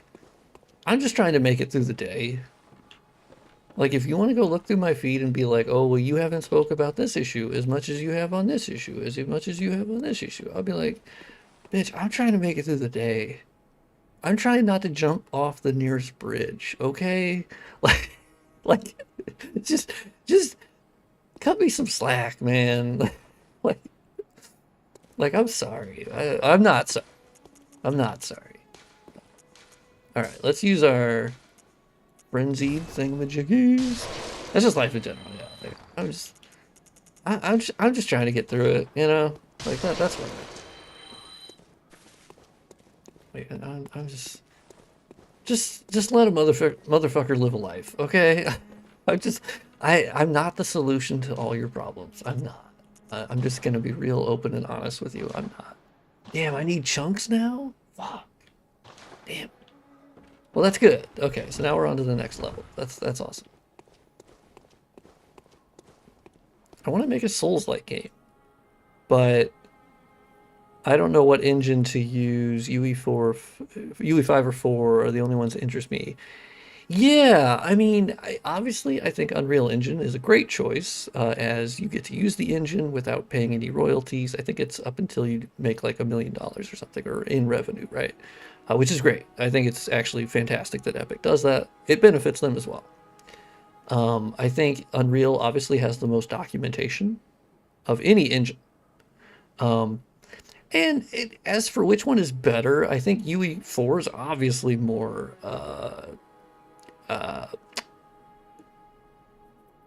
I'm missing whatever word I was supposed to be saying. I've said a lot, but yes, it's more stable. It's older. You can make, like, Lies of P was made with UE4. You can also use UE5, but just choose not to use a lot of the newer features that can cause a lot of the issues and stuttering and whatnot. And you can also still have a great experience and make a great looking game that performs well. It is possible. But if you want something that's more developed and understood, and there's documentation out the absolute ass, it is UE4. And also, it's not to say that UE4 information doesn't cross over to UE5, because it's not like they're completely separate engines, obviously. You haven't pre-ordered Concord? I don't know what that is in reference to. Also, how are we still talking about Concord? Nosferatu, what does that have to do with anything? That game failed. And it failed because it wasn't stand out. But if you're going to make it into some anti-woke argument, that's hilarious and stupid. Oh, drink water. Good call. That's just a really lazy way out. Like, the game just wasn't different enough. And it's in a market. Also, they tried to ask people to pay for it. Which was a bad idea. Oh, hey, what's up, girl? Like, there's a billion reasons why it didn't succeed, but the weirdest one to me is, like, if they get into, like, the anti-woke stuff. I'm like, man, of all the reasons, that's a stupid one. Now shut your eyes. Concord is trash. I mean, alright, but, like, the game, no one cares anymore. Like, I guess that's my thing, is like, why do you still think about Concord? That's interesting. Why is that still living rent-free in your mind? I haven't thought about Concord well, since the last news article about Concord shutting down, which was ages ago, right? Like, I don't know, man. I don't know why you're still thinking about that game. Alright, let's level up. Damn, I almost need like 10k just for one level? Fuck. It was such a big flop. It was. Yeah. Yeah, I would also agree with Comp Casual there about art direction. This is very true. Like, I mean, obviously, I would just point to Lies of P. Like, that's a UE4 game. Like, you can make an insane-looking UE4 game. You definitely don't. Yeah, it depends more on I think, the art direction. I think UE games, there certainly is a habit of, they can tend to look a bit generic, I think, sometimes, where they lean more on the technical aspects of UE than creating an interesting looking game, than trying to make a good looking game, or like from a technical perspective. I through the process of modding and like working on textures and surfaces and all this stuff, I've actually kind of come around to being more interested in making something look interesting than necessarily looking technically proficient. I don't know. I found it to be just much more exciting. But yeah, I don't know why people still talk about Concord. That's really weird. The only people still talking about Concord are the people who don't like it. But like the people who played it, I remember hearing from them, and they were like, "Eh, it was fine. That's fine. That's nothing special," which is why it flopped, because it was like, eh, why, But I don't know, all the narratives around it of like, oh my god, it's just so dumb. I think they're trying to make something into something it's not. It ain't that deep, all right, let's buy some blood vials, because then I'm gonna end the stream. I gotta go to the store. Like the adult that I am, I have to go to the store and buy Oreos and Pop-Tarts. And so, kind of child stuff. But also, bagels and peanut butter and and yogurt. So, not all unhealthy, just some unhealthy. I would say stylized over realistic, 100%. I also think from a technical perspective, we've gotten to the point where if graphics stopped advancing, like as far as like what we're able to do today, I'd actually be okay with it. That might be a hot take. And I know that's weird to say as like a visual modder, but I'm actually okay with that. I think we already have the tech to make it. It's just more about developers having the time and budget to make what their vision, and we already have the tech to do that. Like I don't think we're limited anymore by that. IMO. But anyway, thank you for tuning in. This is actually very cool. And we killed the Shadows of Yharnam easily. We killed Amelia easily. I might be cracked at this game, but realistically, that's because I mod it a lot and I play it a lot. So, but I can't say I do the bosses a whole lot. Not really. I've progressed the areas up until I've had these characters that I can mod the game, and then I just hang out with these characters. Like, that's it. I just kind of hang out with the characters and mod the areas. I don't really do the bosses over and over and over and over and over again. I did it once so the character could be to this point, right? But I think this is good to have a playthrough to show how the mod looks. I think that's good. And we made some progress. We can go to Canehurst. We're not to the point of doing or no, I guess we are to the point of doing the DLC. We did get the thingamajiggy, right? So technically we could, but that's early. Unless I want to challenge myself. Which it's potentially, because I've been doing pretty good. I've died once to a fucking snake guy, which is classic. Of course I would die once, but even just dying once to this point, for me, actually makes me feel pretty good, because I've never gone this far in a Souls game without dying, I don't think. So it's pretty cool. And doing it on stream and talking with people. Yeah, thanks for the chatting, guys. Very nice. Next stream, the goal is Monday. Same time, 2 p.m. Central Standard Time. Any chance your DS3 mod will work with Sender/Convergence? I doubt it, as far as those mods, because they're so expansive, they unfortunately touch the same MSB files. And those MSB files, because of the way that they function and they control so much of the game, essentially what I'd have to do is take their MSB files from their mod and then make my modifications on top of their mod. That's the only way that would realistically work. And it's not to say I would never do that, but it doesn't seem like a terribly interesting proposition at the moment. But it's not to say it would never be something I would do. It's possible. I'm going to try your mod out today. Oh, fuck yeah. Hell yeah. Well, I hope you like it. Next stream, let me know if you run into any issues. You know, it's actually cool. Today, I don't think I really ran into, like, any glaring... well, there was some backface culling stuff. But anyway, I'll be back on Monday, and we'll talk more. So, thank you for tuning in. I really appreciate it. It was a lot of fun. This is nice to talk. It's a good social outlet for me, because I admit I don't get out a ton. I just don't. A bit of a hermit that way. So, but yeah, I'll see you on Monday. If you want to join. And yeah, 2 p.m. Central Standard Time. Maybe I'll run a poll at some point if people would prefer a different time. So, I will see you next time.